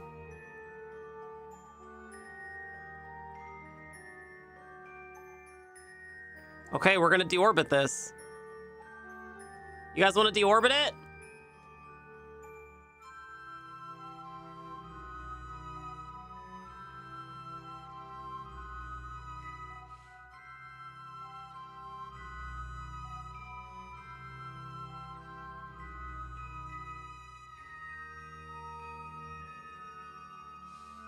In the Seinfeld voice, what's the deal with Jar Jar hate?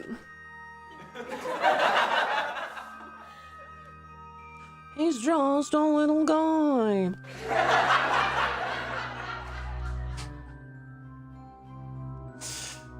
Awful.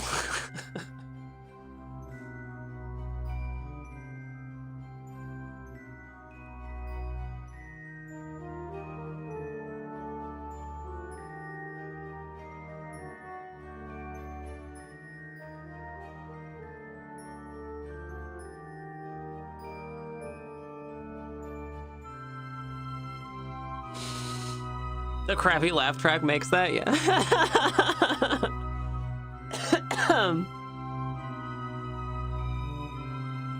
Okay, we're gonna deorbit this. We're maneuvering this in an appropriate way to get us to deorbit it. And by deorbit it, I mean we're gonna crash it into the moon.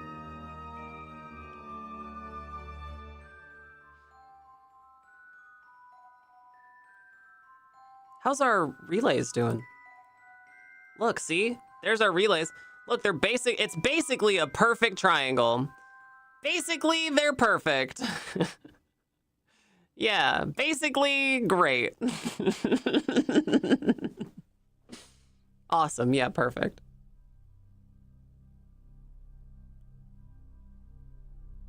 Come on, you know we all had the Jar Jar tongue pop as a kid? I didn't have a Jar Jar tongue pop. But I did see that YouTube video, yeah.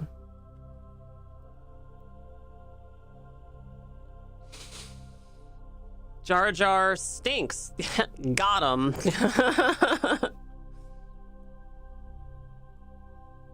Looks like we're still recovering. Yeah, we're still recovering.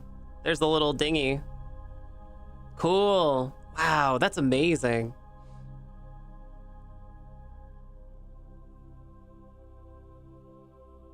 Well, I'm a little bit bummed that the next Artemis mission is going to have to rely on private industry, because originally the Artemis mission was going to have a space station, and it was just going to be a station around the moon called the Gateway Station, which is what we're building here. But now the new plan is that now it's just Blue Origin and SpaceX build a moon base so that we have a moon base, I guess. I don't think, if I was an astronaut, I don't think that I would want SpaceX technology to keep me alive. But that's just me.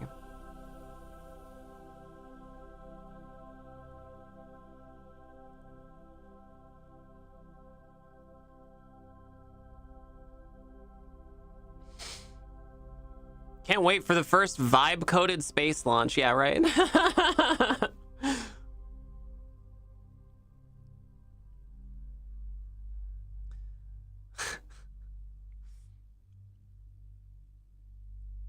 Houston, how many R's are in the word strawberry? Houston, we're deorbiting. Houston, you know anything about a seahorse emoji? Houston, we no longer have oxygen.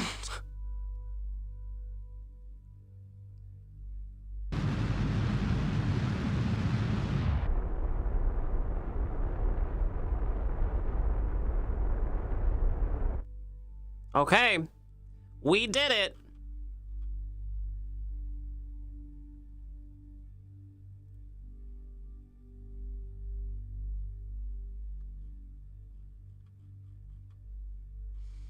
We're gonna deorbit, chatters.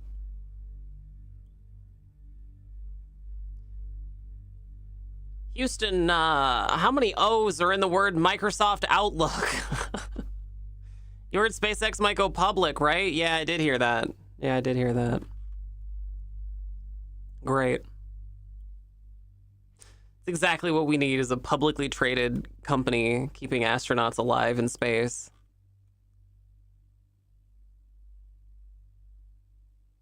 Turning the moon into an Amazon warehouse.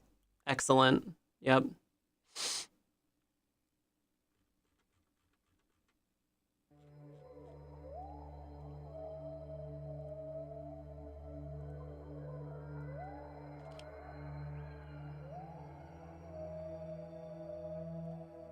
Wow.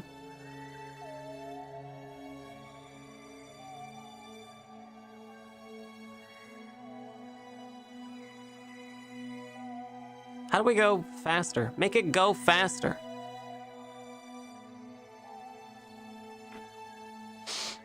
Make it go. Oh, there we go.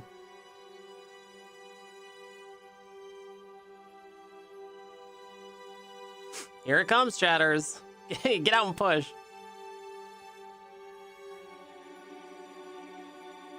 Here it goes, chatters. We're about to become a crater. Say goodbye to the smallest chatter launch system.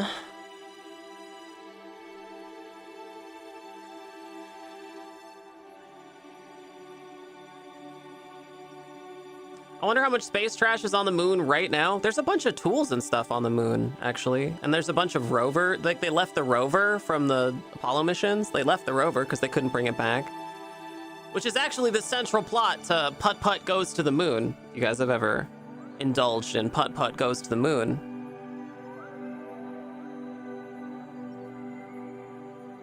Bam! Cool, we did it. Hooray! All right, sick.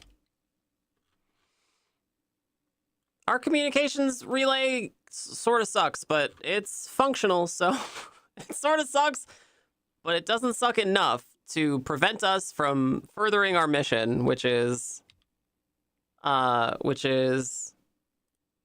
putting the gateway together. Wonder how much junk we've put around Earth that'll eventually drift out and smack into the moon? I think if anything, it's gonna drift into Earth, right? Earth's gravitational pull is a lot greater. So the goal for things is that they eventually burn up in the atmosphere, but that doesn't always happen. Like sometimes space debris does come back down to Earth. Is that anything like Space Buddies? Seminal classic Space Buddies?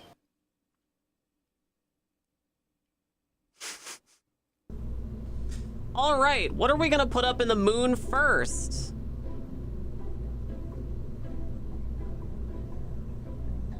What are we gonna put up on the moon first, you guys?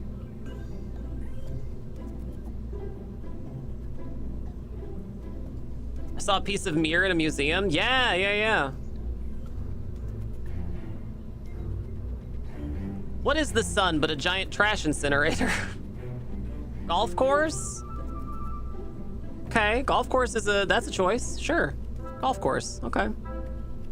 I vote that we put a cupula out there since we know that we're gonna have to have a cupula. I vote that we put the cupula and a lunar excursion module. Ooh, that's pretty cool. We don't need that yet though. What's this? Moho planetary observer comes with functions many parts in one. I don't know what that is.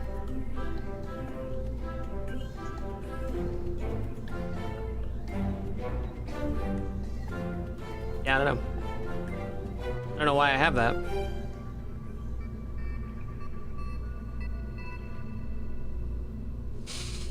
Count copula.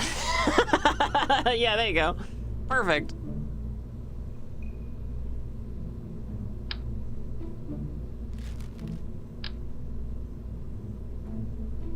Let's put a, actually, hang on. Let's do this. So this is the only part that has to be a pod. But what about a science pod, right?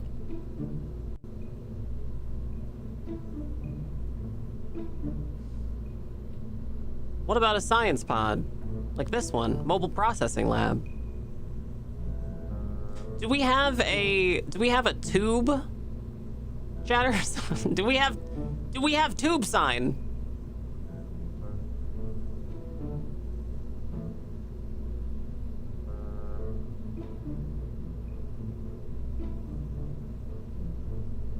Here's a container, can be accessed from inside.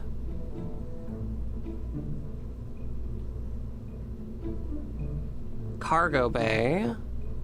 Service bay.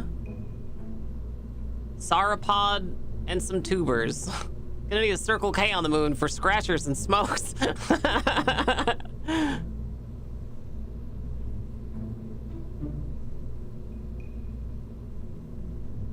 There's storage lockers.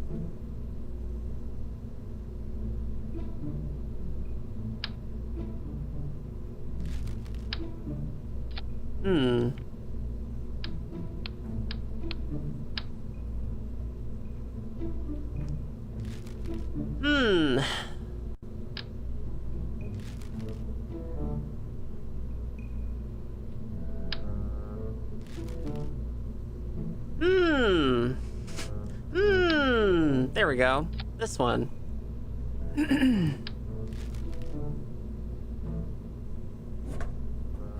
So here's some storage. What were the original components of the gateway? Because I want to build it kind of close to how it was. Gateway, Artemis, Wiki.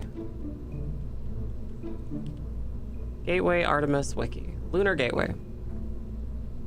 Oh, they even had a mission patch. Damn. That was gonna be the mission patch. Cool. What a ripoff.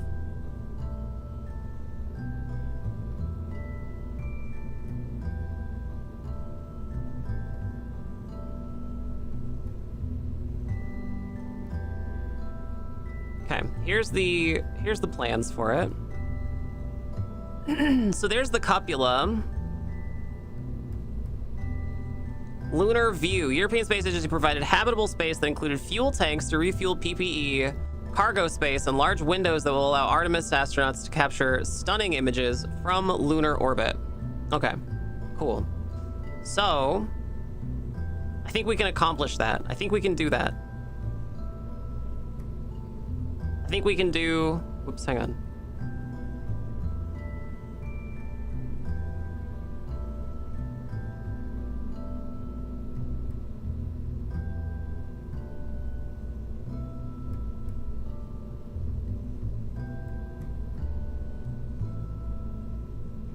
I think we can do that. I think what we need is... Excuse me. Sorry, chatters. I went to that factory again and it just... Oh, got all in my throat. I think what we can do is... Find a... We need to find a inflatable airlock. Hello. That's pretty cool.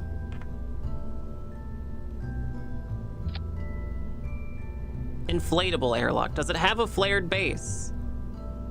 Oh, cool.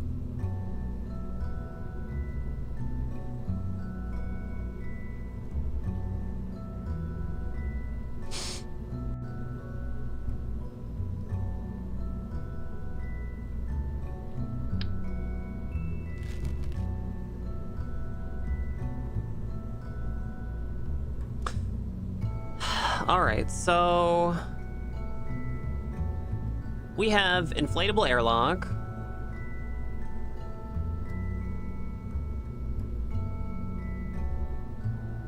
There's also advanced grabbing unit. I'm not sure what this does. Oh, it's literally just a big grabber, a gripper. What do they call it in Enterprise? The grapple?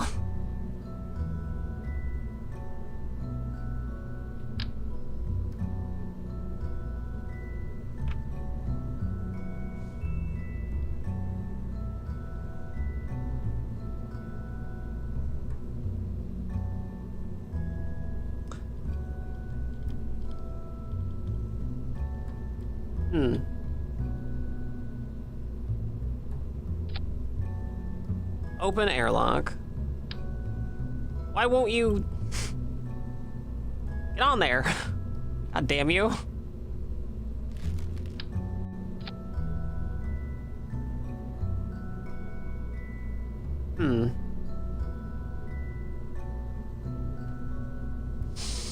Inflatable airlock.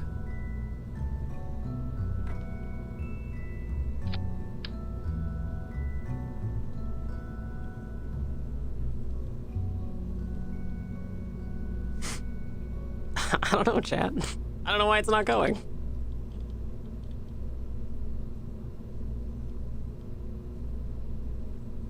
I guess it's fine if it just goes like that. It's not center. It's gonna bother me. I thought there was a button that we could hold to snap it in place. Maybe if I try to do it this way. Man.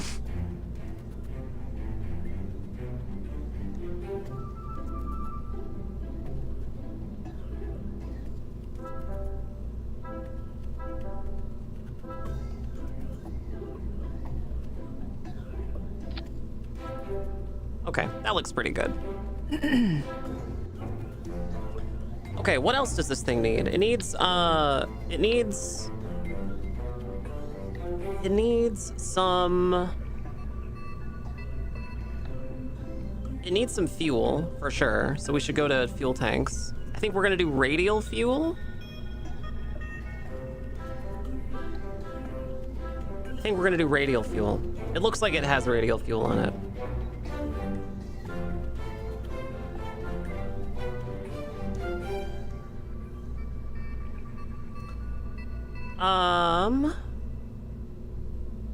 Haggett, external tank, radial holding tank, liquid fuselage.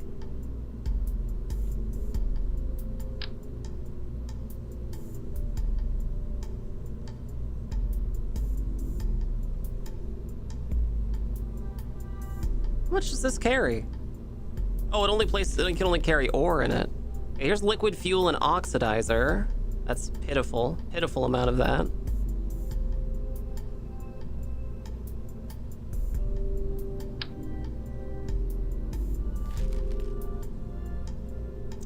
Huh. Dumplings! Look, little dumplings!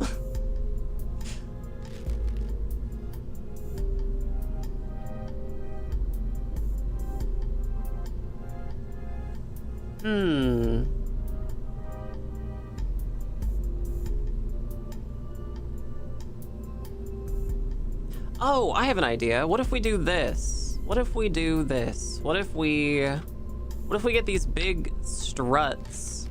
What if we get these big struts?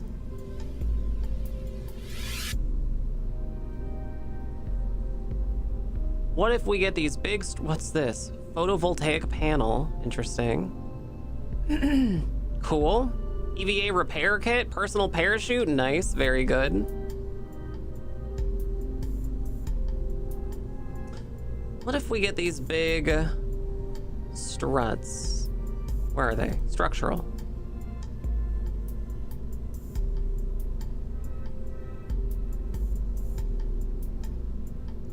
I want the big trusses like this, but big.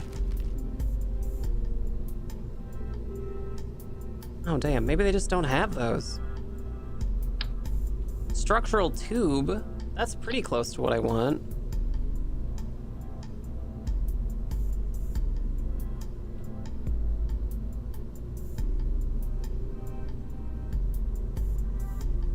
Looks like it goes out pretty far too. Dehydrated Jeffrey's tube and some self-sealing stem bolts.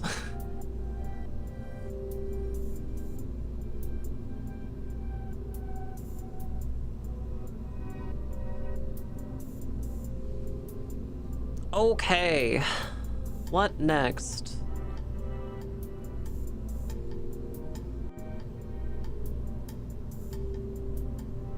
Can I do another one of these structural tubes? There we go.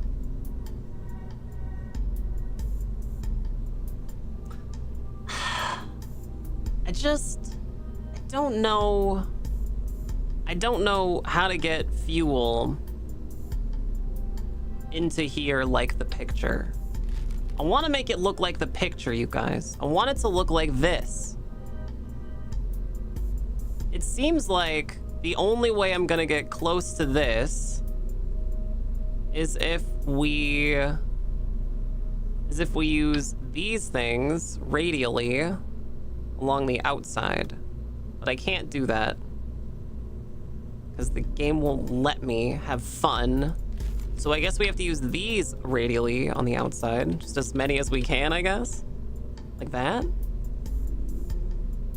These baguettes.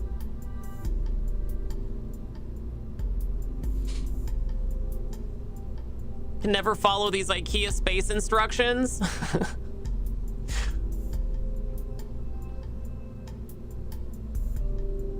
So this is liquid fuel and oxidizer.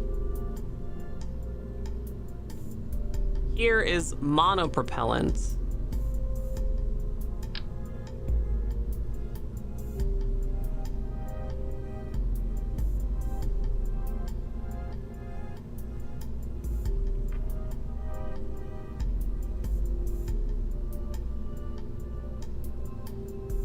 I'm not sure why it sucks. Why do you suck like this? Guess I can do it. I'll just fudge it in there. There we go. All right, that's pretty good.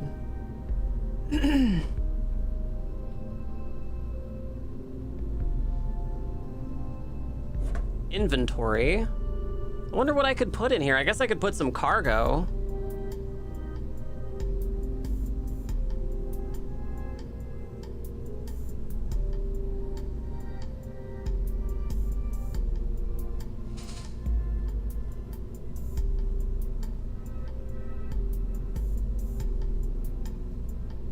Oh, I see.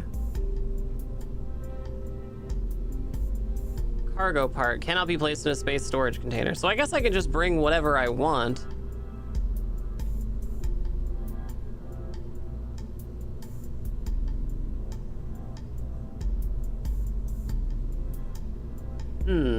Okay.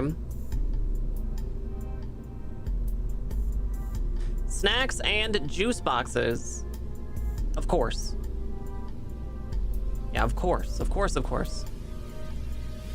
I would never forget those. But first.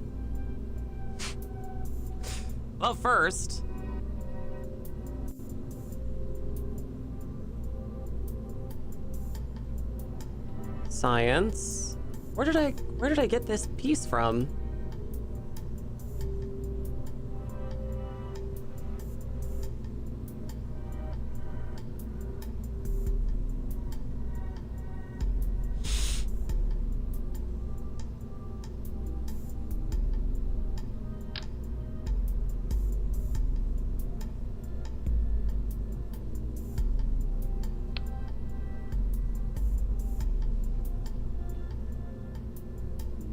Here's snacks. We can actually fill it up with snacks. Excuse me.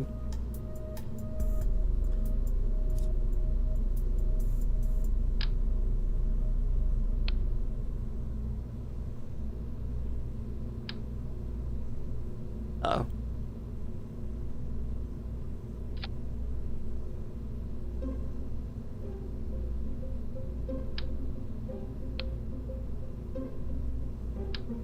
We can actually fill it up with snacks.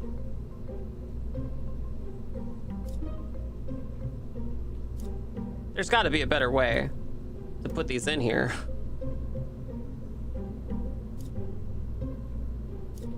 Put some snacks in here for the Kerbals, maybe like 10 snacks.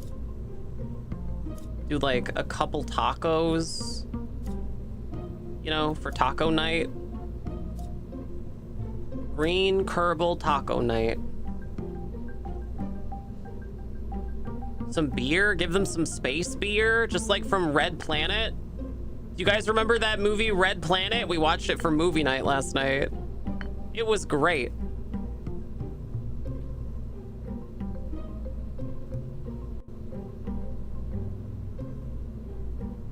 We should give them some explosives as well.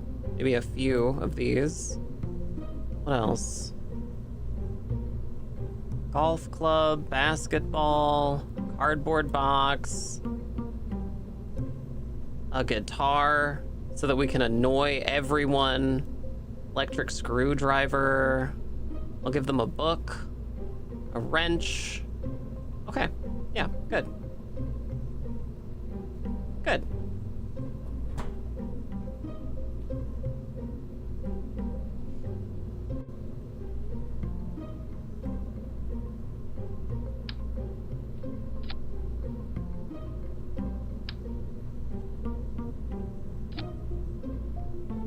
Well, what are you gonna tell Command when 2 of their Kerbals go blind from drinking space moonshine?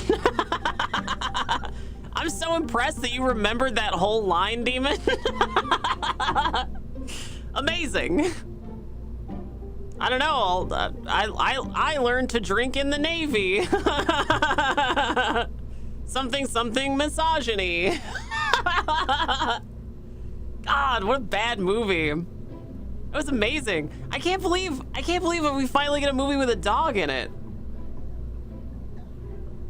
And the dog was awesome. Dog was the actual hero of that whole movie. The dog was the hero. I will hear no arguments to the contrary.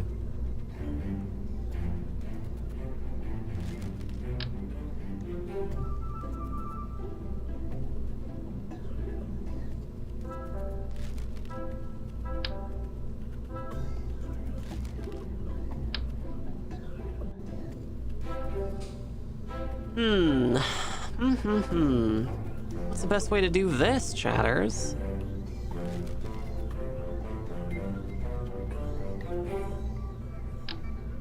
I guess just these, right?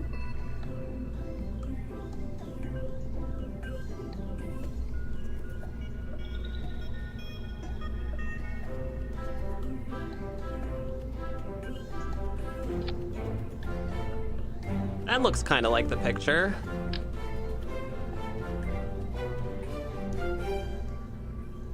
Yeah, that sort of looks like the picture. Get the picture?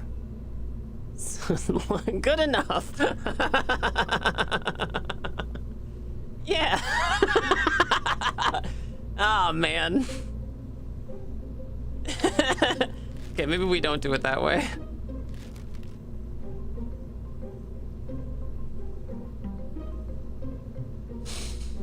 Oh, Christ.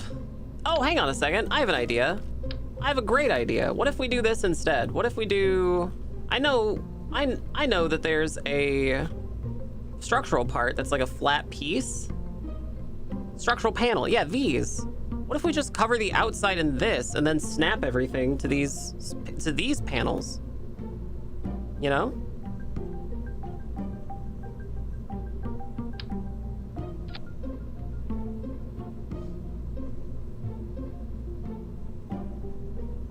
Right? That feels like way better, I think.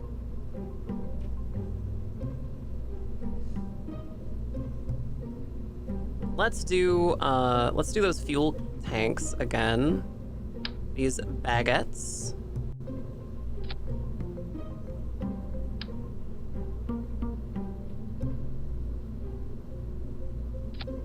Do the baguettes. We'll do the monopropellant.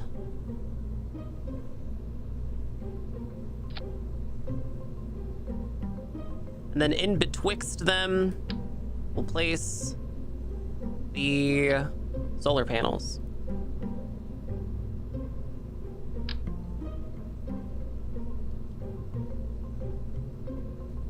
Yeah, there we go. I really want to do bigger ones, though. You know?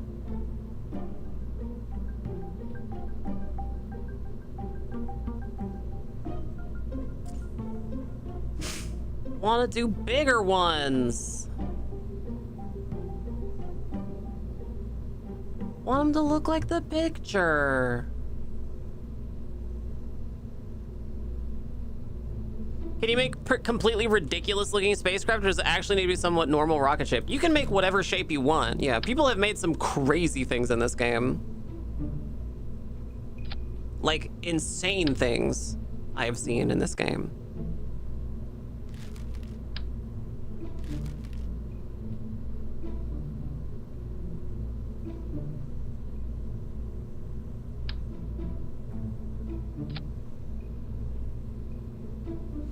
Maybe I can do this. Maybe I can pull this away a little bit.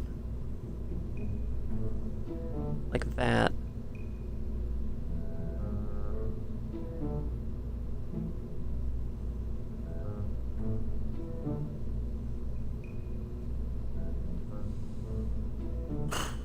No, I hate it. I hate it. I wish there was a way I could do a hexagonal payload. It's weird that I don't have a piece like that.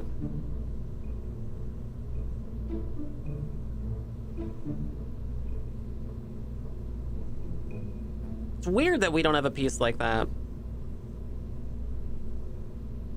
Weird, weird.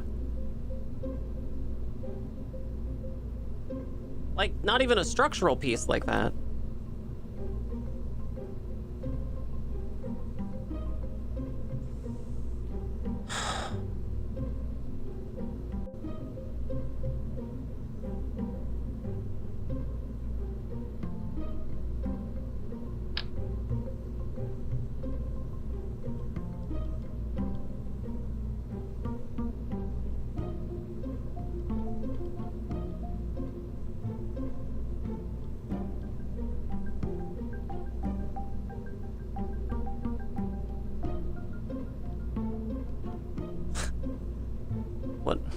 What are we doing? What is this? Okay. Ah, hang on a second. Maybe I can do this.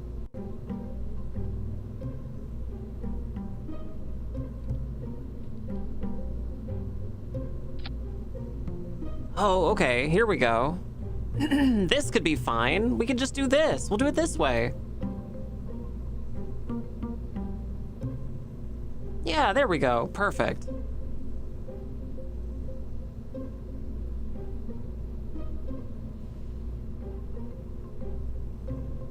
We'll do it this way.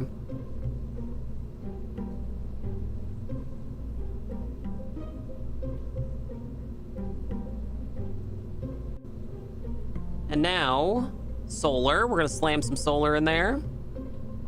Slam a little solar in.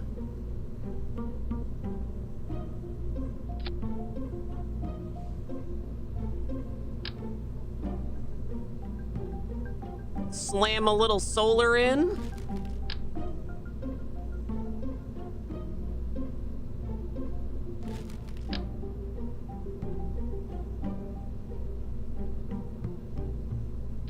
Yeah, perfect. There we go.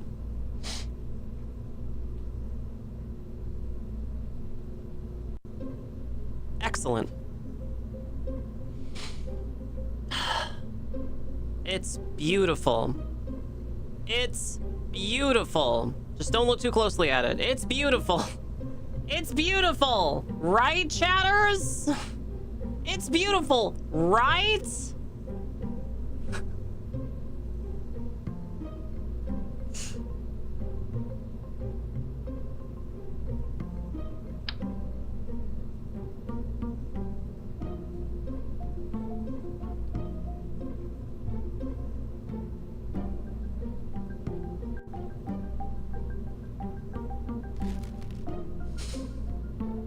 Good job. Thank you. Thank you. I appreciate that. Thank you so much. I really appreciate that. Thanks. For a second, I was worried you guys didn't like my spaceship and I was gonna have to ban a bunch of people.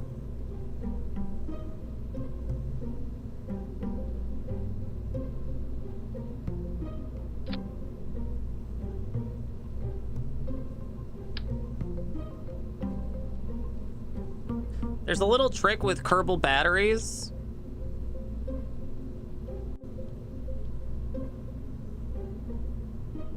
There's a little trick with Kerbal batteries. And it goes a little something. Oh, not like that. Not like that at all. Is it this way? No, I guess it is that way. Weird. They're supposed to have like a little indicator light on them. Are these different? Oh, it's... The smaller ones have a light and the bigger ones just don't? That's weird. Not prepared for that.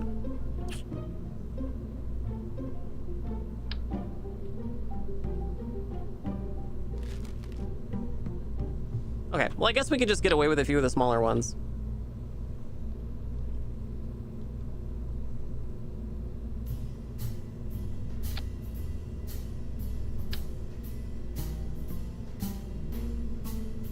Okay, check this out. So we're gonna scooch these in. We're just gonna scoot them in. And now, check it out. You can see the little indicator lights on them. Cool, right?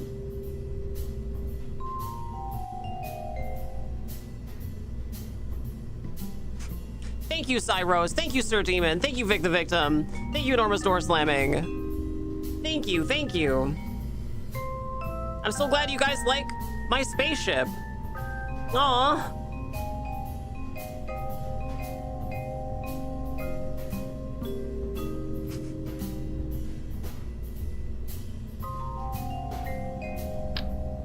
Oh yeah, the ladder. We almost forgot the ladder.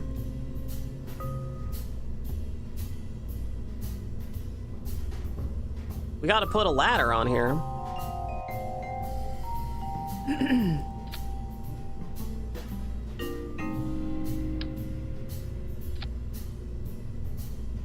So they can do maintenance, you know?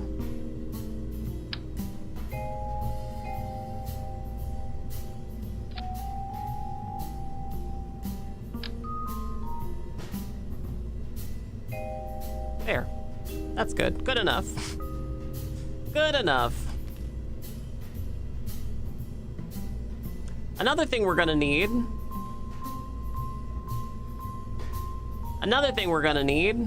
is Another thing we're gonna need are lights, indicator lights on the bottom, like actual lights to be able to see stuff. So we should slam these, maybe.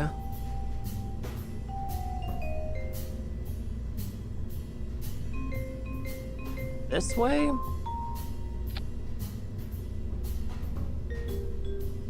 Yeah, so you can see the underside. Maybe we don't need quite so many. Oh, I guess we don't have a choice.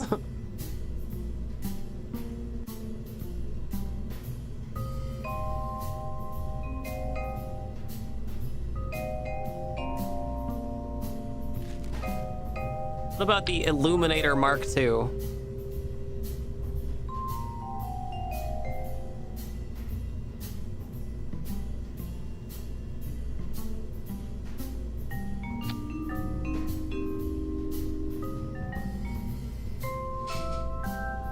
Yeah, that's still too bright.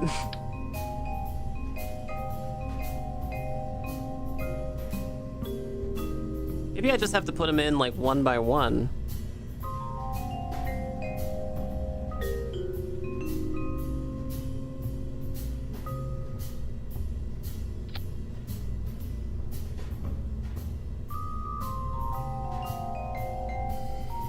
Oh, it blinks? Blink off.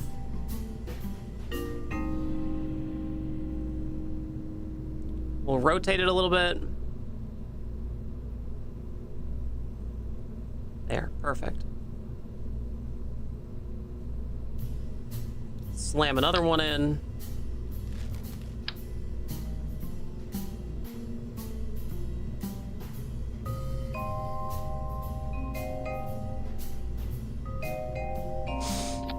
Can we fit a laser show on here? We could probably do an ice show.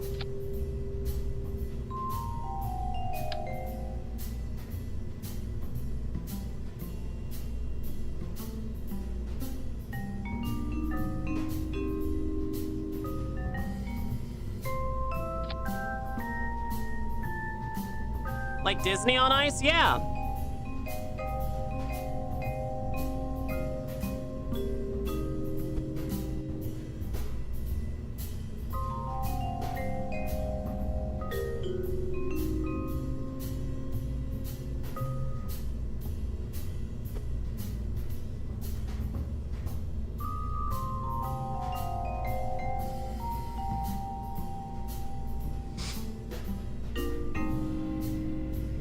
Cool.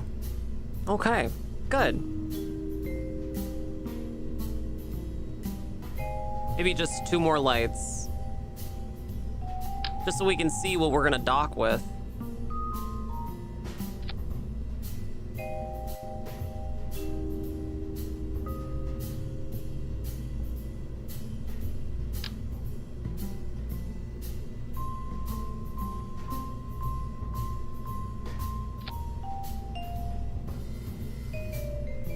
Okay, perfect.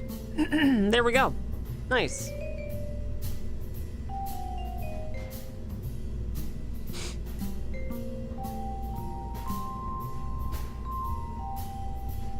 That's crazy. I see 4 lights. I'm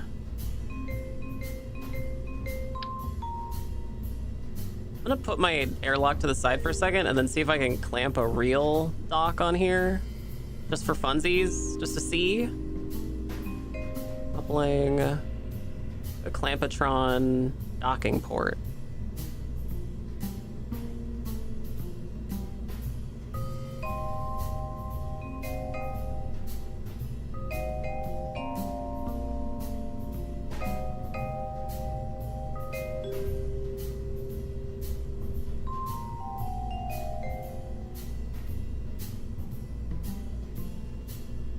Clampatron docking port. Yeah, insane that it won't just snap.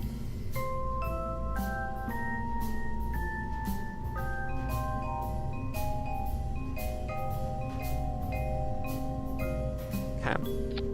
There. And this won't snap either?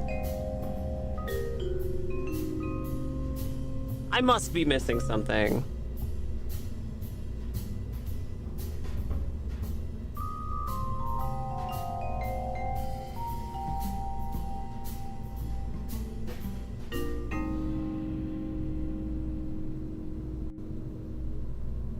What?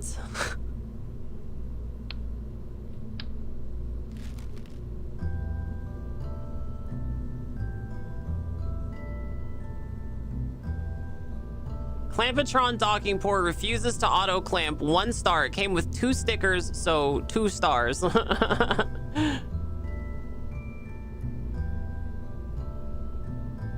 I'm so confused. Why can't I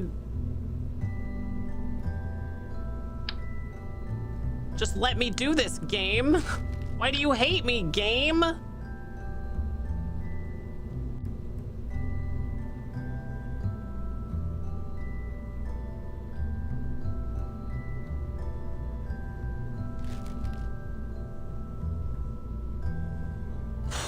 Okay, well, I guess we're putting the inflatable... we're putting the pool toy back on. Pool toy... We are a go for pool toy. I repeat, we are a go for pool toy.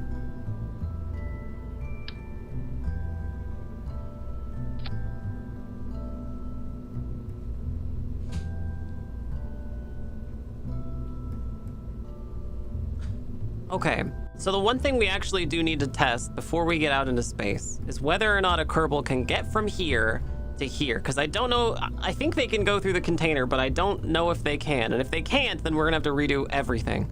So what we're gonna do before we go anywhere is we're gonna do this. We're gonna put this upside down. We're gonna put you on as close to the floor as I can get you. Actually, I can just put you in a little gripper. You just have a little gripper. There we go. Okay. All right. This will be the... Oop. The view module. All right, we're gonna launch this. Well, we have to pick a Kerbal, so we can't launch it yet. We're not putting Jebediah. We're just doing, maybe we'll do Vic the Victim. Vic the Victim. You, the only male Kerbal, slipped in before the forced feminization protocol.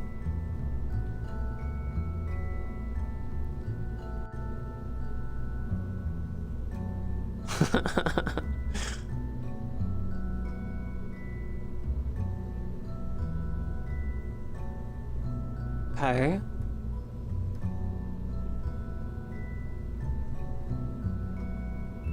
Maybe I have to fill the rest of it? No, okay, that looks like it's done. I wanna. The only male Kerbal for now. Alright, let's launch this.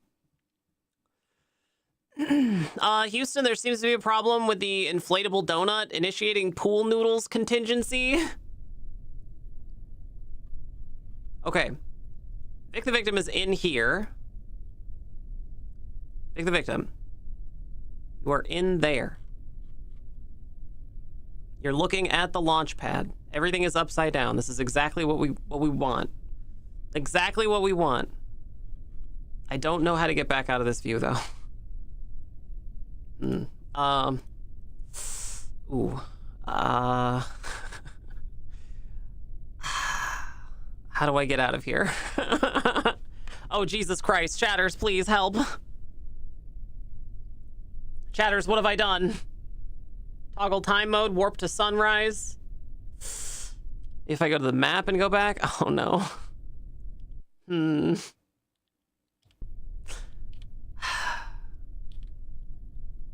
What if I just start hitting buttons? What then, game? Ah, there we go. I got it. It was one of these buttons. Anyway. Transfer crew. Transfer to... There. And now Vic the Victim is in the airlock. This is the airlock. Oh, God. Oh, it doesn't look very structurally stable. I'm sure it's fine. I'm sure it's fine. No, no, no, you're not gonna die. You're not gonna die. It's fine, it's fine, it's fine. It's fine, it's fine, it's fine. You're fine, you're fine. Dear engineer, trapped inside tube, send snacks, tube is nice. It's fine, it's fine. Okay, so we did good job. We did good job. We did good job. We have the thing we wanted. We're gonna get rid of these. We're going to flip this over. What else can we put on this to increase its likeness?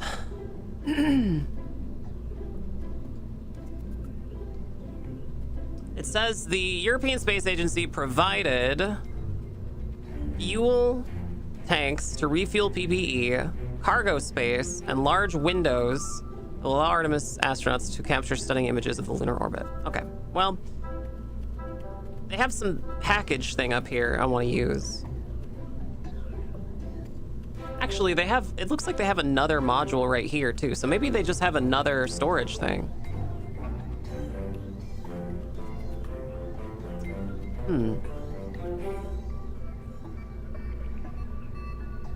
I wonder what else I could put here. just a little thing, just a little mwah, you know? Excuse me, just a little mwah. Cargo. That's too small.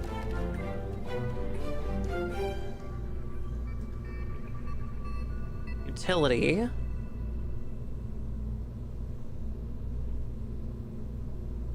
Just a little thing. That's the hitchhiker storage container. Which does have crew capacity, actually. We could use that. Technically, it works. There's a regular crew cabin that could be fine. It's just a little too big.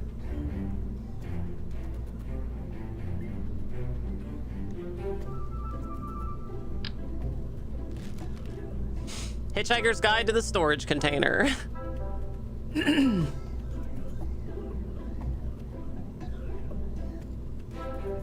Thermal control systems, large.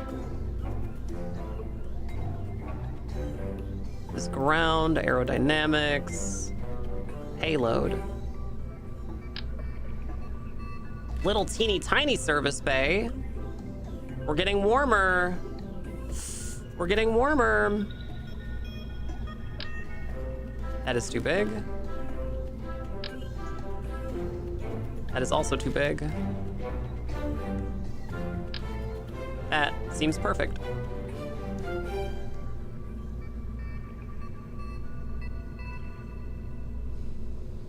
Okay. Yeah, we'll just put another container up here.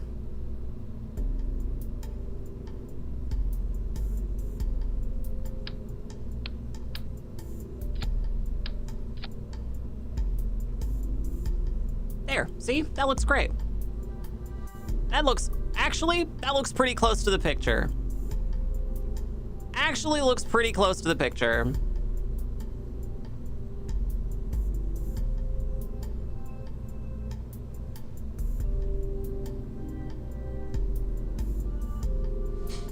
I think we should probably give it a reaction wheel. Right? Seems like we should put the reaction wheel up here. So...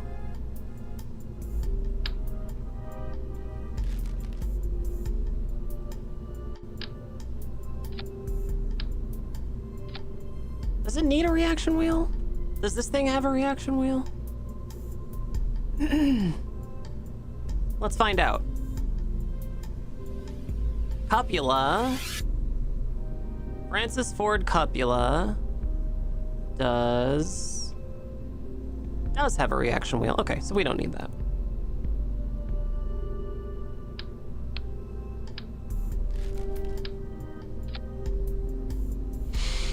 Perfect.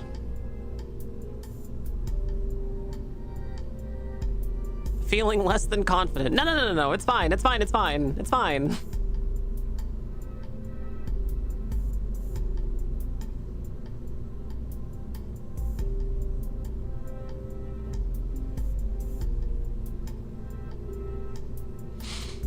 So the other component to all of this is that I'm pretty sure that the payload adapter thing is gonna clip through all of this stuff on the bottom. So we're gonna have to move all of this. But luckily, I think it's gonna be a little easier because we have it all attached the way we want it to be.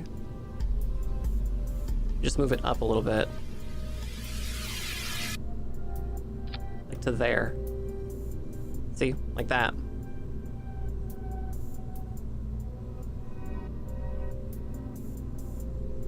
Yeah.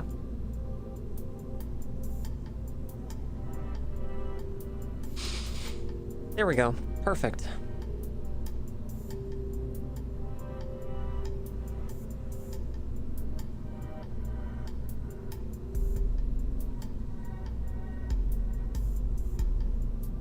Okay.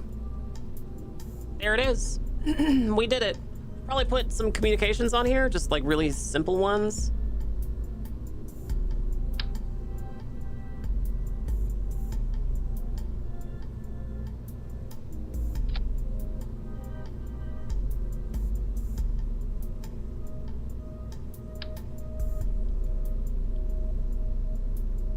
Maybe not those. Those look terrible.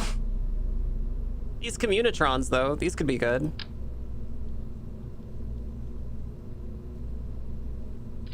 Yeah, just like that. Great.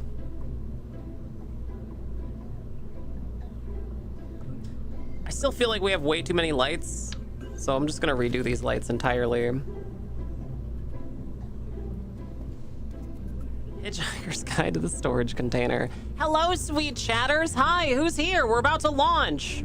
We're about to launch this thing. Are we excited? Hi, Enormous Door Slamming. Hi, Sir Demon. Hi, Falling Asunder.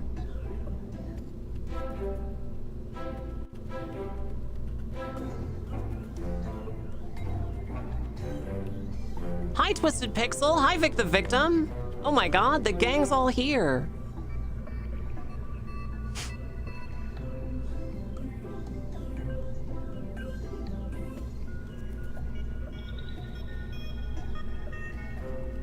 We're gonna get some lights up.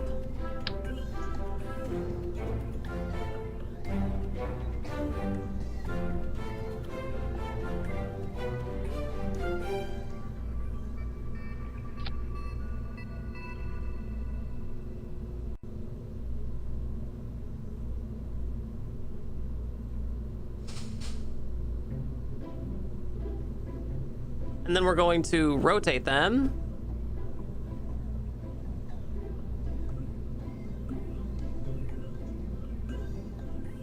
Okay, perfect. There we go. Lights are done.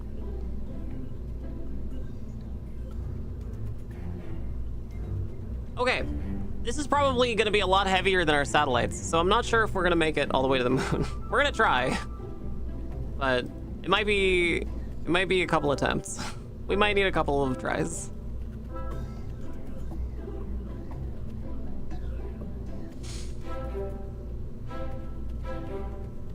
All right. Sub-assemblies. Subby assemblies. Hi, how goes the engineering? Hi, Donna Vix.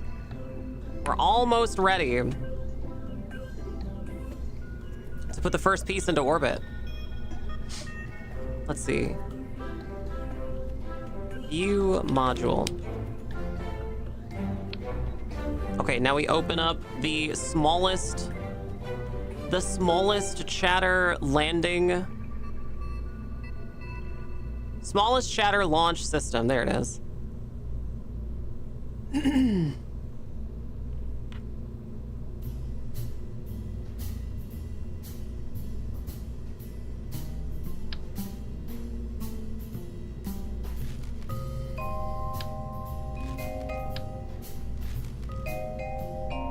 Delete fairing, and we can save it like this. Okay. Now we just put the view module on here.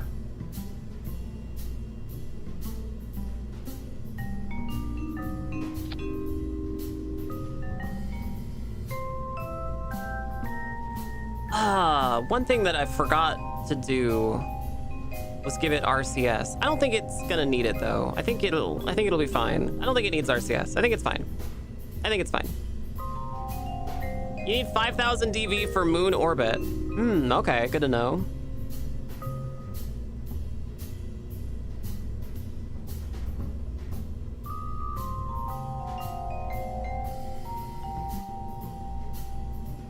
Do you guys think we'll have that?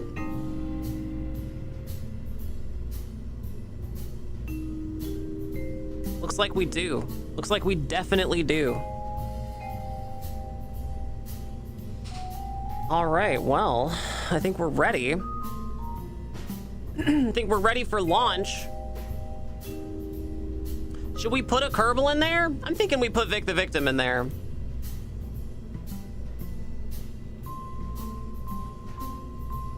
In the cupula module. We just send a person out there.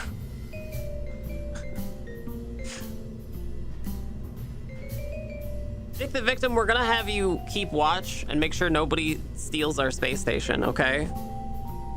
We're gonna give you the keys. We send you with some snacks. There's some tacos and beer. And you'll be fine.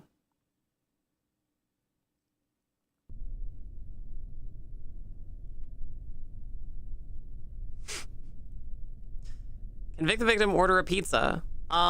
Well, yes, but we're only gonna be able to deliver it on the next run, so.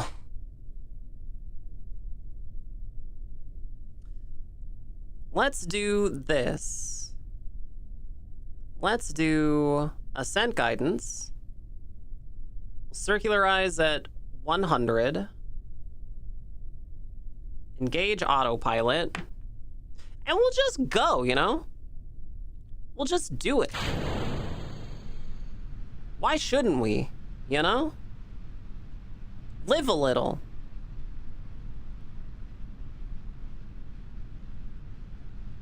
There's never a Moondash delivery driver when you need one. Yeah, Moondash started charging like really crazy fees, so I don't think anybody even has like the Moondash app anymore. Sending you a pool as fast as possible for your inflatable pool donut. Remember me.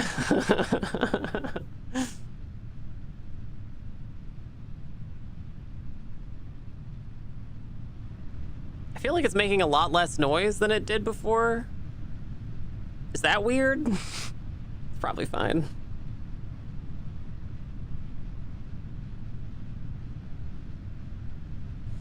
It's probably fine.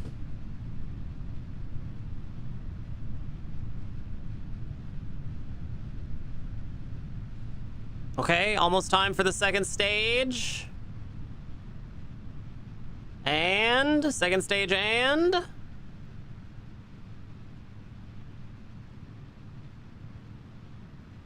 second stage and here we go. Perfect. Oh. Okay, we're doing it. We're really doing it. Awesome.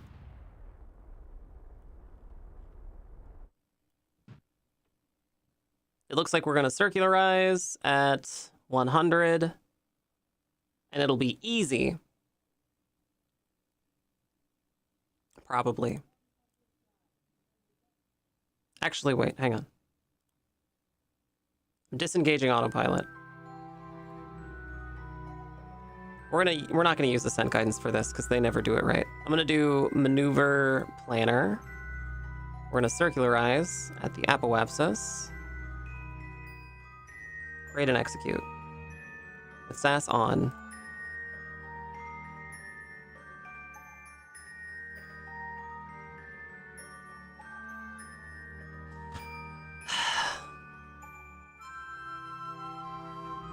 I'm the captain now. That's right.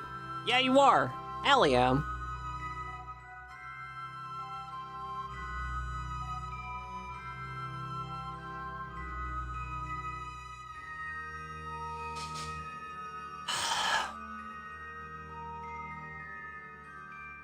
All right, Captain. We're gonna deploy the fairing. And now it's just you stuck to the front of a rocket.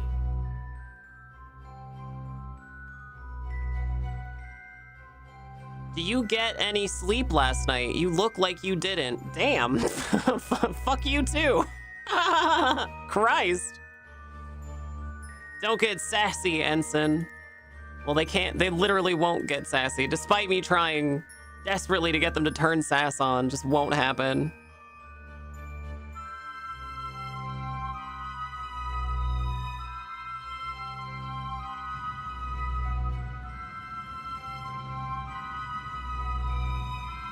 We definitely should have started that burn way earlier. Streamer looks pretty. Thank you, Cyrose. Very kind of you. Thank you. What are some other nice things you could say about Streamer, chatters? I bet some of you have some really nice things you could say about Streamer.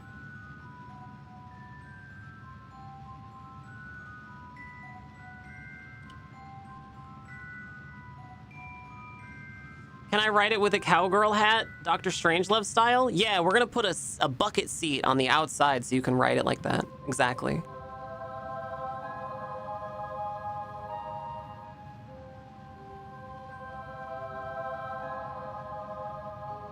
I like your headband. Thank you.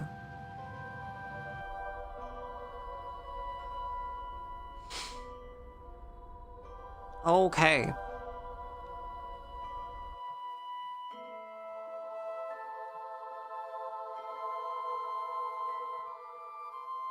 So now we're gonna go to the moon. Now we're gonna go to the moon. Not because it is easy, but because it is hard.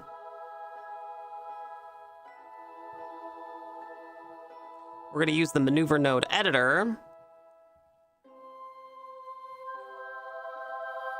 And I think I want this station to be at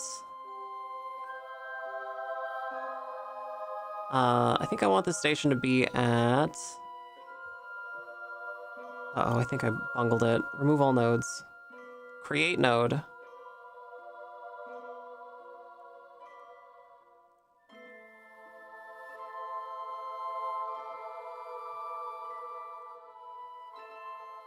Okay. I think I want it to be at... What do we think? Like, I want it to be pretty close to the surface. Is 22 okay? That seems, yeah, that seems fine.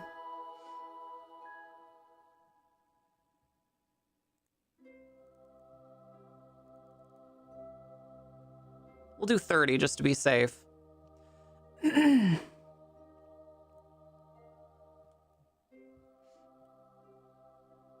actually lunar regolith is extremely soft. Is your real name Nicotine? You asked me that yesterday, and yes, it still is. That has to be a world record chest plate they made for you. Hope they put it in the books. Yeah. Yeah, it's pretty cool. They did a good job. Little low if you wanted to relay. Well, that's what the relay satellites are for. This station is just a way to get into orbit from the moon. And back, you know, back and forth to the moon. So if I want to minimize the amount of effort it's going to take to get astronauts from the moon to the station, then the station can be as close to the lunar surface as I can get it, right? Because it's a lot easier to go up and down when there's very little, you know, distance.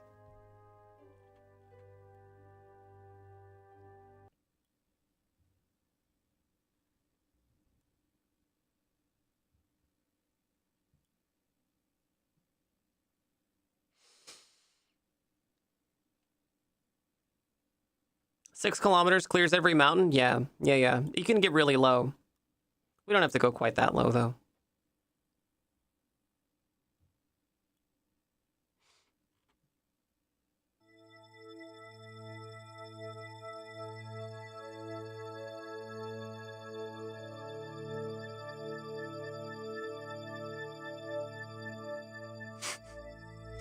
All right. Yeah, Demon, you can take care of him. Damn. Just once I thought, maybe I can bring someone to the light side. maybe I can help have a teaching moment for a YouTube chatter. That's all right. 6767? 67? 67?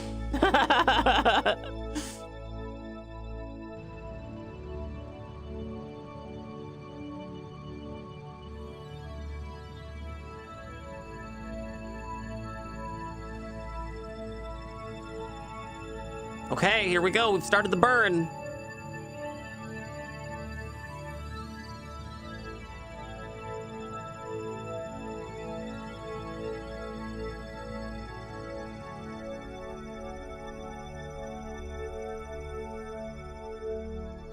Just a little bit more. Little bit more. Oh, Jesus Christ. Okay, well, we are going to smash into the moon like this. Not ideal. Okay, we're gonna need to do a correction burn here. Add maneuver.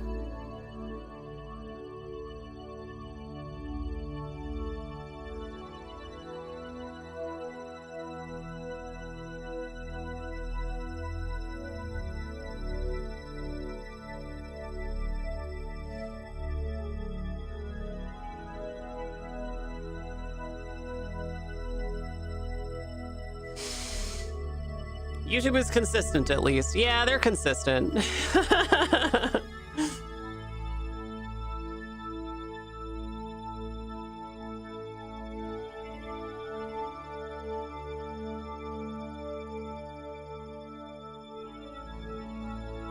All right, I guess just execute next node.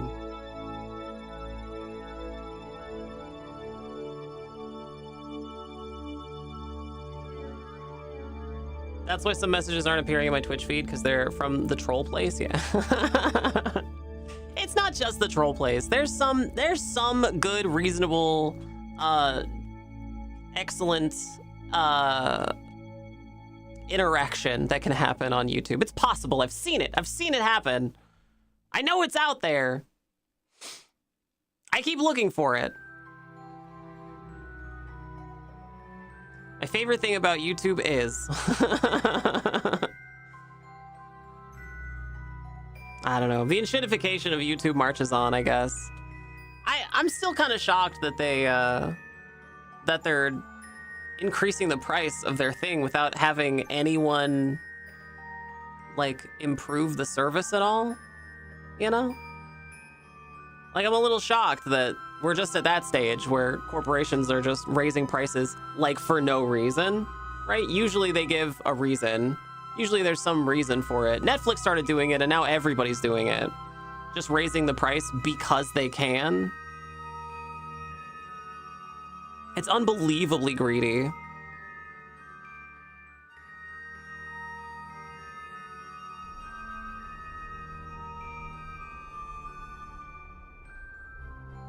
Okay, perfect. We did it.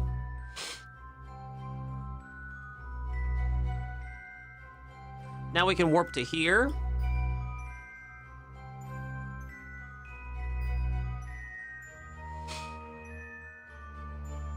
Bewildering, the sheer volume of bad management decisions with YouTube? Yeah. Bewildering.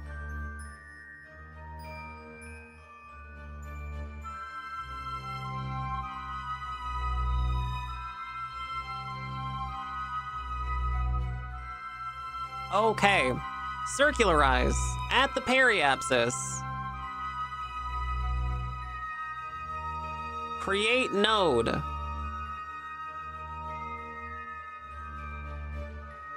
Oh, you know what I should do? There's, didn't I have solar panels on here I should have extended? Yeah, I totally do. Extend solar panel. Perfect.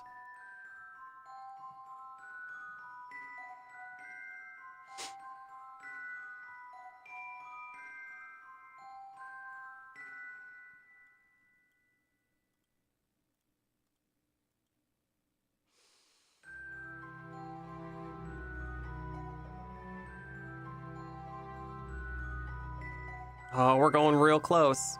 Oh, we're going real close.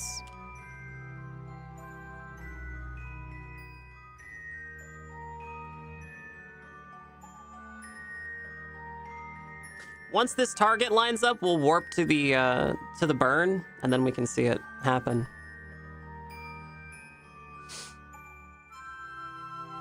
Yeah, I don't know. I think a lot of people just got a little too complacent with, excuse me, with a corporation like Google, right? I mean, there were always people who were like screaming about how invasive they were and how, you know, how they're gonna profit from something eventually. But I think a lot of people just didn't care. Oh, I get free email. And then they've just kind of been on this slow march to enshittification for like 20 years now. They removed the "Don't be evil" slogan like 6 months before they started doing government contract work. Horrifying. YouTube could be such an important loss leader for that company too. Like if I was a horrible capitalist, I would be wielding YouTube to support the larger mission of the corporation instead of enshittifying it to try to nickel and dime people. There's no way that YouTube is profitable, right? It's not profitable. It's a loss to run YouTube. And I think it's the same with Twitch. I'm sure that it's a loss, right, for the corporation that runs it. But YouTube can provide a lot of value to that corporation. You know, it can do things like promote its own products. It can do things like, you know, maintain a positive view of itself via the algorithm. It can shift public opinion in ways that have been unfathomable throughout human history. YouTube is a method of power for a corporation, and any corporation would be thrilled to have it. So it's no surprise that Google keeps it around, even though it loses money. But what is shocking is that they still try to pretend to make it profitable. It doesn't have to be profitable. It's already providing enough value from other ways, right? It's shaping public policy.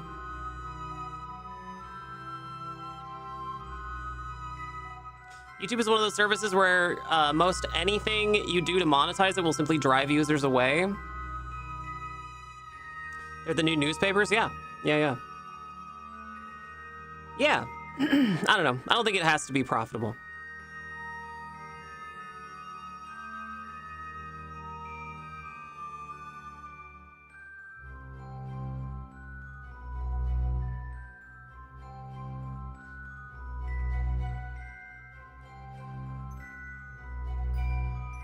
Okay, here we go. Here's the circularization. Here we go.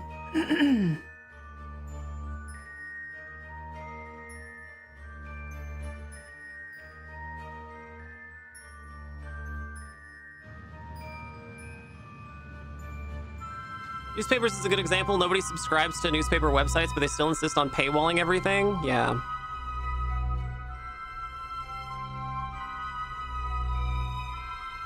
Excellent example. Okay, we did it. Let's warp to here so we can be on the sunny side.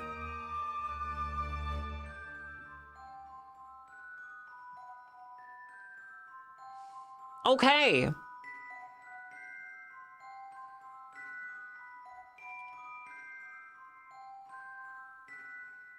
Vic the Victim hasn't had a lot of stuff to look at in a while, so I think what we're gonna do, face this prograde. I think what we're gonna do is face this prograde, and then, and then, oh, I should inflate this too. We're gonna inflate this.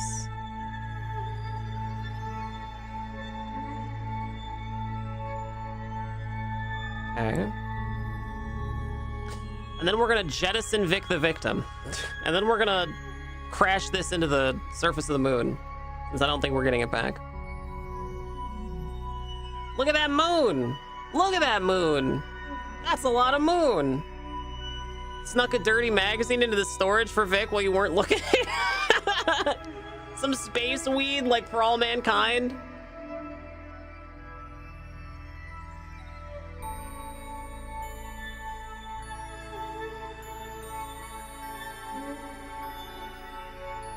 God, I love that show. Okay, here we go.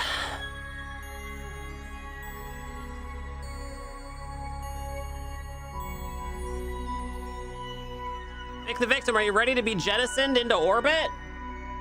The first chatter Kerbal in orbit. There you are, look.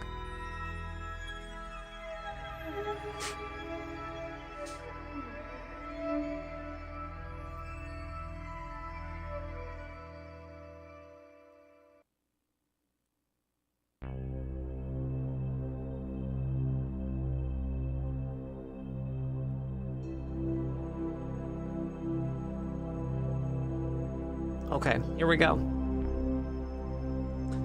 Here we go.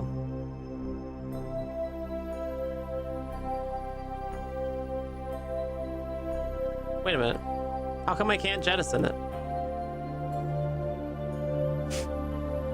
Oh no.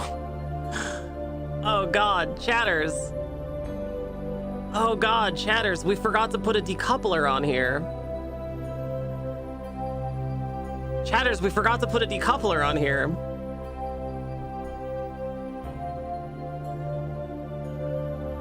But you know what we didn't forget to put? You know what we didn't forget to put? I think we still have all the C4. Yes, we do. We definitely still have the C4. Okay, so here's the new plan. Vic the Victim. Here's the new plan, Vic the Victim. What you're gonna do, and this is very important, so don't mix up this step, okay? Vic the Victim, what you have to do is you're gonna have to do an EVA, okay? You're gonna have to place the C4 on this part right here, or this part right here. You're gonna have to place the C4 on this part, preferably as far away from the capsule as possible, okay?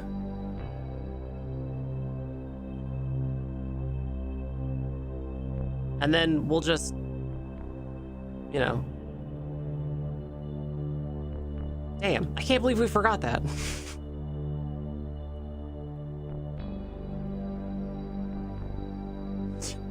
Should we try to blow it up?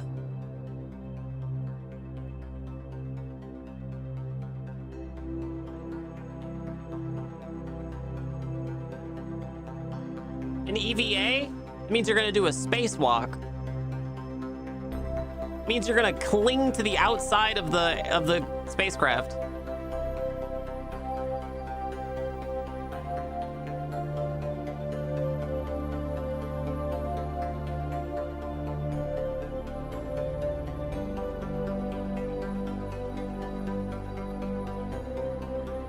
This is your capsule, by the way. This is what you can see.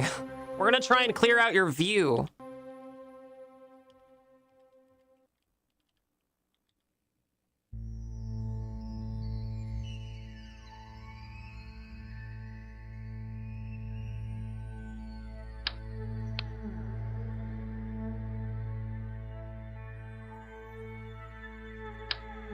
I'm not sure what this is. Cargo part. Placed inside inventory. Okay.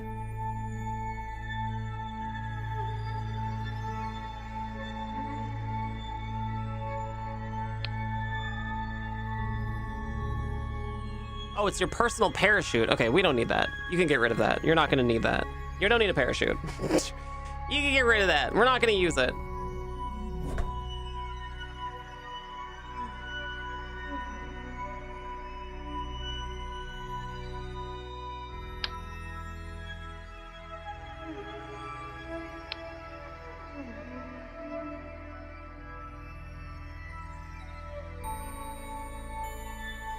I don't know how I'm supposed to change this, though.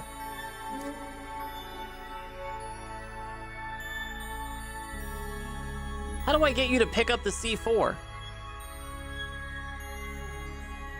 Oh, I see. I can just put it in your inventory. Ah, okay.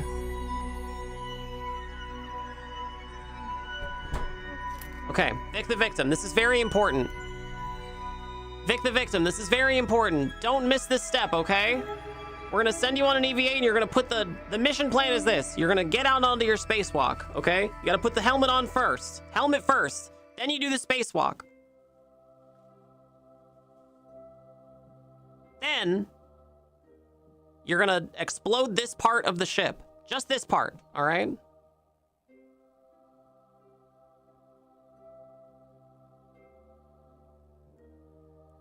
Okay, here we go. Why am I holding explosives? Because you gotta place them. You gotta place the explosives. Okay, here we go. Don't panic, Vic the victim. It's gonna be okay. I'm just gonna have you... Just gonna have you...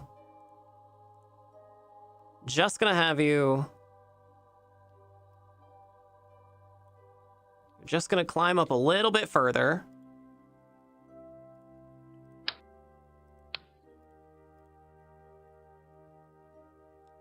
Inventory. Equip the C4.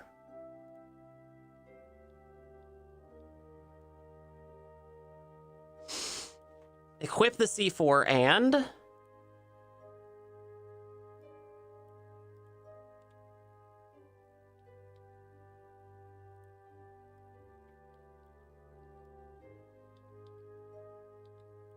Oh my god, it's so dark. I can't even see.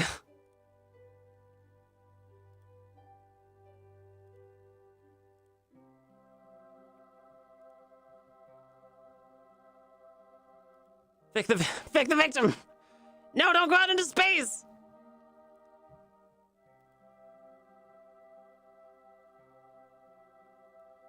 I actually don't know how to use the C4. It says unequip, equip.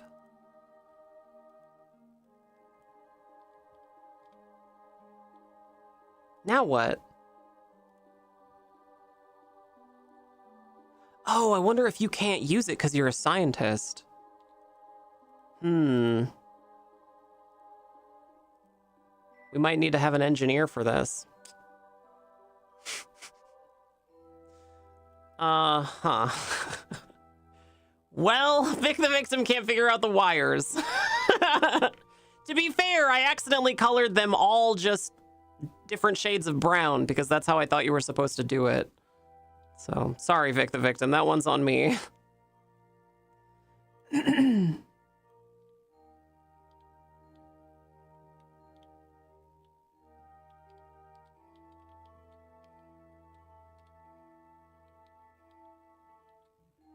How do I make him go down?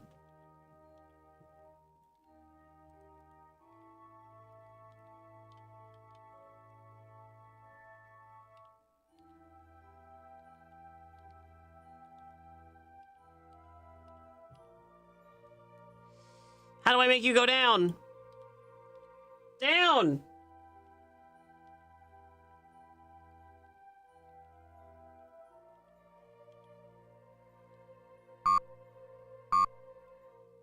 Cannot use item because nothing is equipped. Oh, hang on. Maybe that's how you use the item. Okay, hang on. Vic the victim. Equip this. Cannot use equipped item because nothing is equipped. Well, that is equipped. Okay. Well, I guess I have no idea what I'm doing.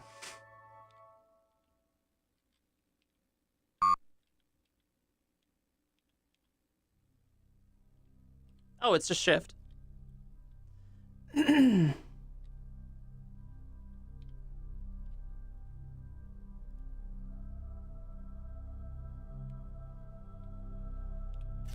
All right. So, maybe we just have to send another Kerbal up there who can disassemble it, who can take this part off, maybe? I don't know.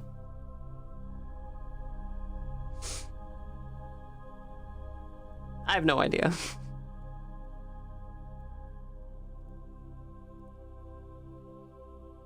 If only we had a cheap gold retirement watch and some tweezers, we could rig something.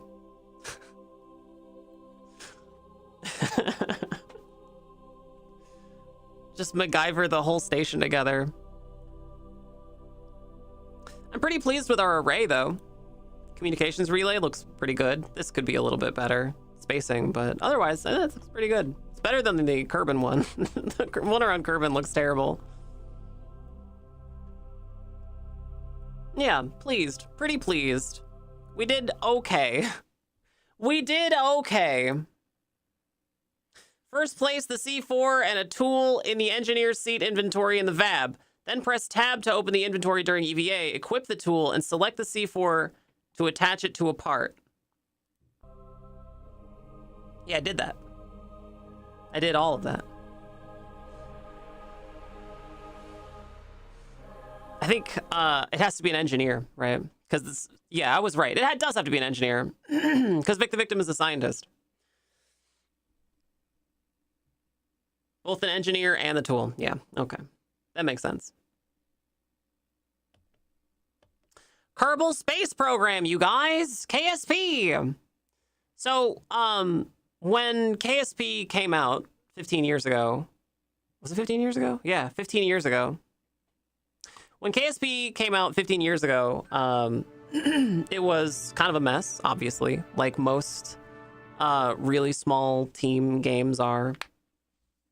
And the modding community for KSP really hit the ground running and did a ton of really cool mods right out the gate.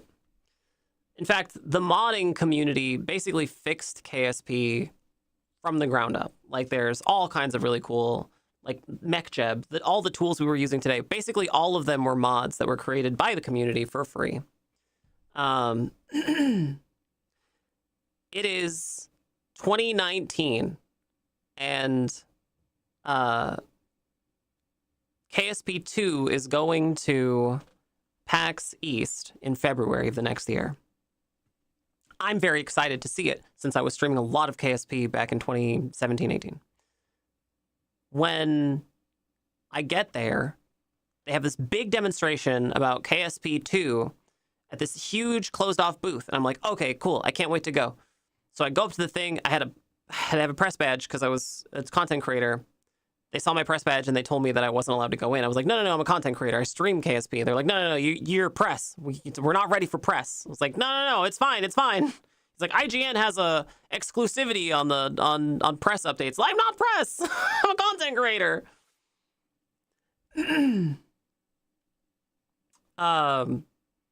It was kind of at that point when I sort of figured that KSP2 was going to be a little bit of a shit show. Turns out I was 1000% right. If you guys don't know the lore behind KSP2, it is a mess, dude. It is a mess. It is a mess. That's the reason that people still play KSP and nobody plays KSP2. When they were in the run-up to the release of KSP2, in the run-up to the release, they were doing all these interviews and all these discussions, and they kept bringing up multiplayer. They kept bringing up multiplayer, and I kept thinking, how are you gonna reconcile multiplayer when there has to be so much warp time? How are you gonna do that when everybody has to warp? How are you gonna have multiplayer? I don't think they knew, because it was never implemented. They were like, yeah, your friends can have their own space program, and then you can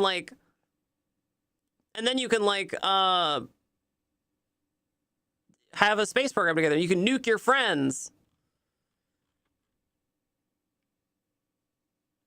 Okay, sure. Take a look at the recent reviews. The recent reviews are... Oh, hang on. You guys can't see it. Take a look at the recent reviews. The recent reviews are overwhelmingly negative. It was released in February 24th, 2023. This is 3 years after I went to PAX and they kicked me out of the booth. 3 years later, they released it. And this was the trailer. This was the launch trailer, I think. Okay, see, look, pretty standard stuff, right? This is the UI. It looks a little more modern. The graphics also looked a little bit more modern. It just looked like an upgrade, right?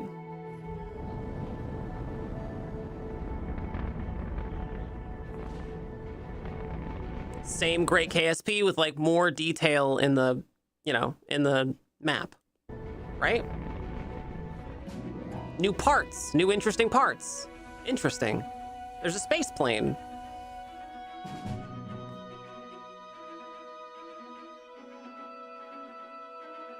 Looks like there's new animations. There's all this new graphic stuff. Like it looks, if I were just looking at the trailer, I would be thinking, wow, what an upgrade this would be.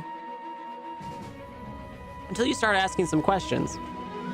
Like, sure, these parts are interesting, but what's the modding community going to be like? Is this going to support mods?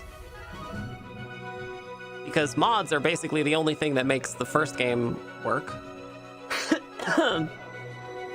Basically, the only reason people play KSP is for the mods. So, what are the mods going to be like for this? It's going to support mods, right?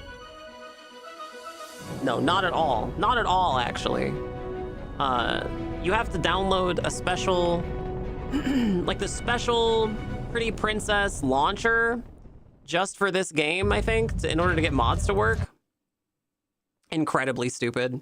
Incredibly stupid decision to go that route. Everybody hated that. But even when you do install the game and try to run it, it doesn't run because it's not optimized, right? It's just trash. It's just garbage. The graphics are terrible, actually. It doesn't run right. It's a physics simulation. It has one job to do. It's a physics simulation. Just simulate physics. And they couldn't even get that right. At launch, there was no communications relays. So, like, communications didn't matter.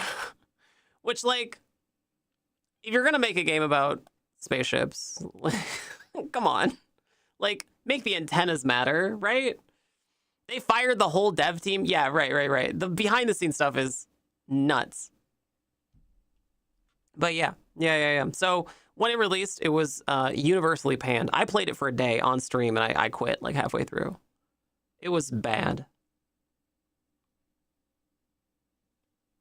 They stripped features from the first game and presumably to sell them as DLC.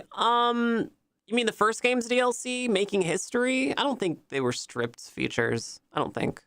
They had a career mode. There's like a career mode where you can take contracts and stuff. And there's also there's Making History and it's like historical missions. I feel like there's another one too. I don't remember.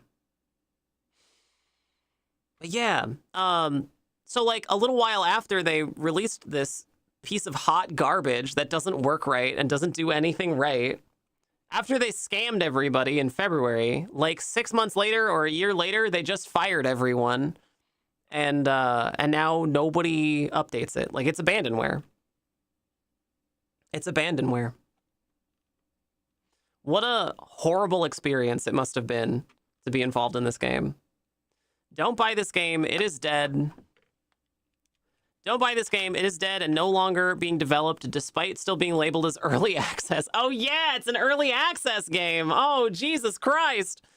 It is unfinished and barely playable as is. It should not be allowed to sell abandonware on Steam labeled as early access, in my opinion. Yeah, I agree. It should be illegal. That should be illegal. Dead game. The fact it's still available to purchase is upsetting. Yeah, it is. That is upsetting. They fired everyone in charge of it, and nobody maintains it anymore. So it's just abandonware. Here's the roadmap, too. They were, like, insistent that there was going to be new, better features, too. Early access was, they were going to do, the first thing that we're going to do is for science, right? There was a big science update planned.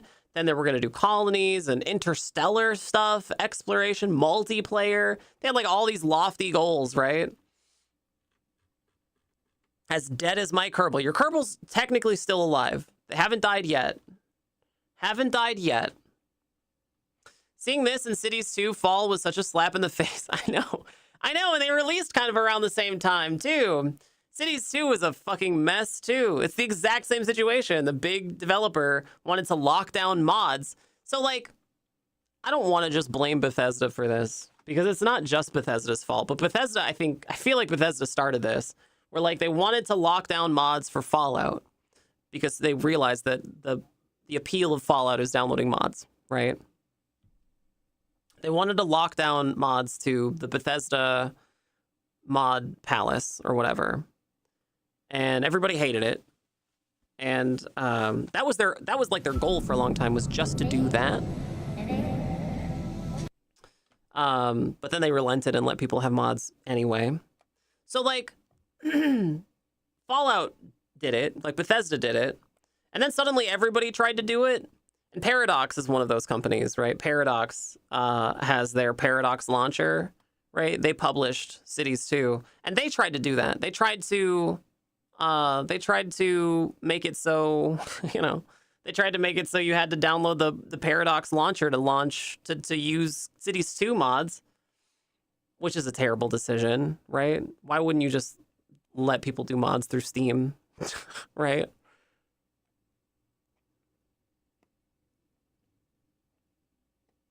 What a mess. What a mess. Everybody hated that.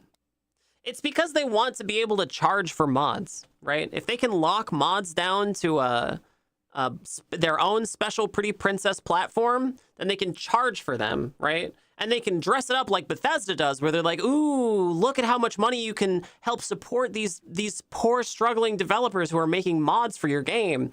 Even though Bethesda takes like an enormous cut, right? It's like Roblox. They just take a huge cut of it.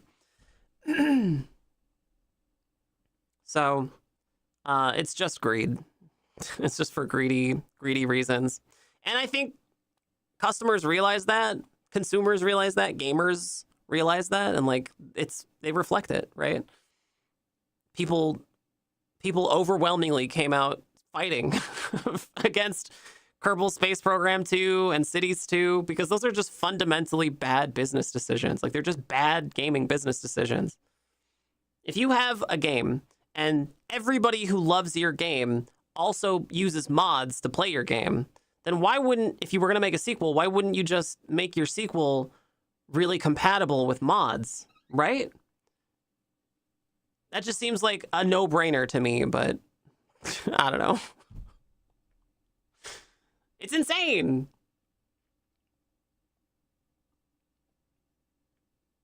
They tried it with Skyrim. Oh, right. Way back in 2015. Yeah. That's right. Oh my God. Yeah, what a mess. What a mess that whole thing was. All right, chatters. Well, today was Plainview Day, so I had to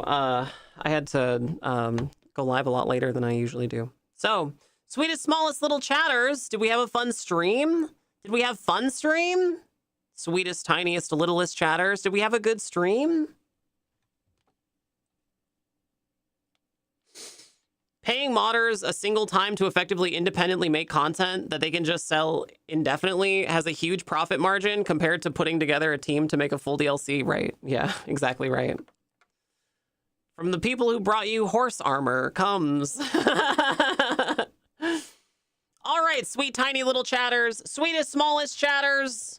My name is Nicotine, and this has been the Nicotine Stream. And before I go, I want you to know that no matter who you are, no matter where you are, no matter what you've done, that I'm proud of you. That I'm so proud of you, and that if you ever feel sad or scared or lonely, you should know that at any given moment, there are thousands of people in this world who want nothing more than to be your friend, and all you have to do is find them. And in the meantime, you can hang out here with me, Nicotine, every day at twitch.tv/Nicotine, coming out on Blue Sky, coming out on YouTube, coming out everywhere at nicotine.com.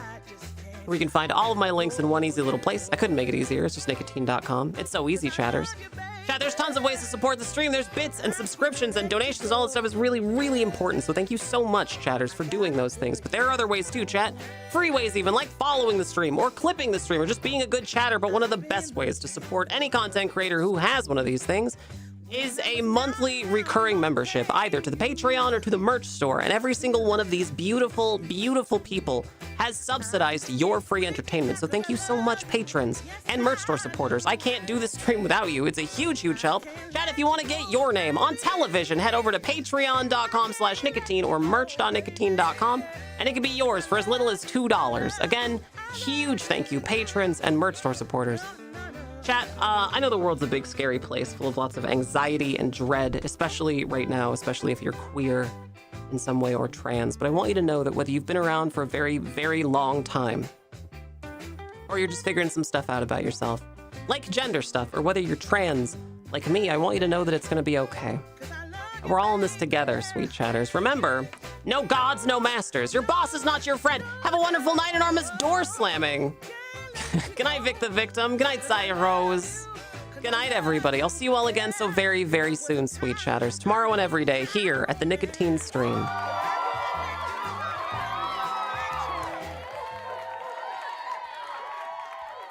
Good night, Ghost of Bobby. Good night, Stoic. Good night, Jade Strike. Good night, Sir Demon.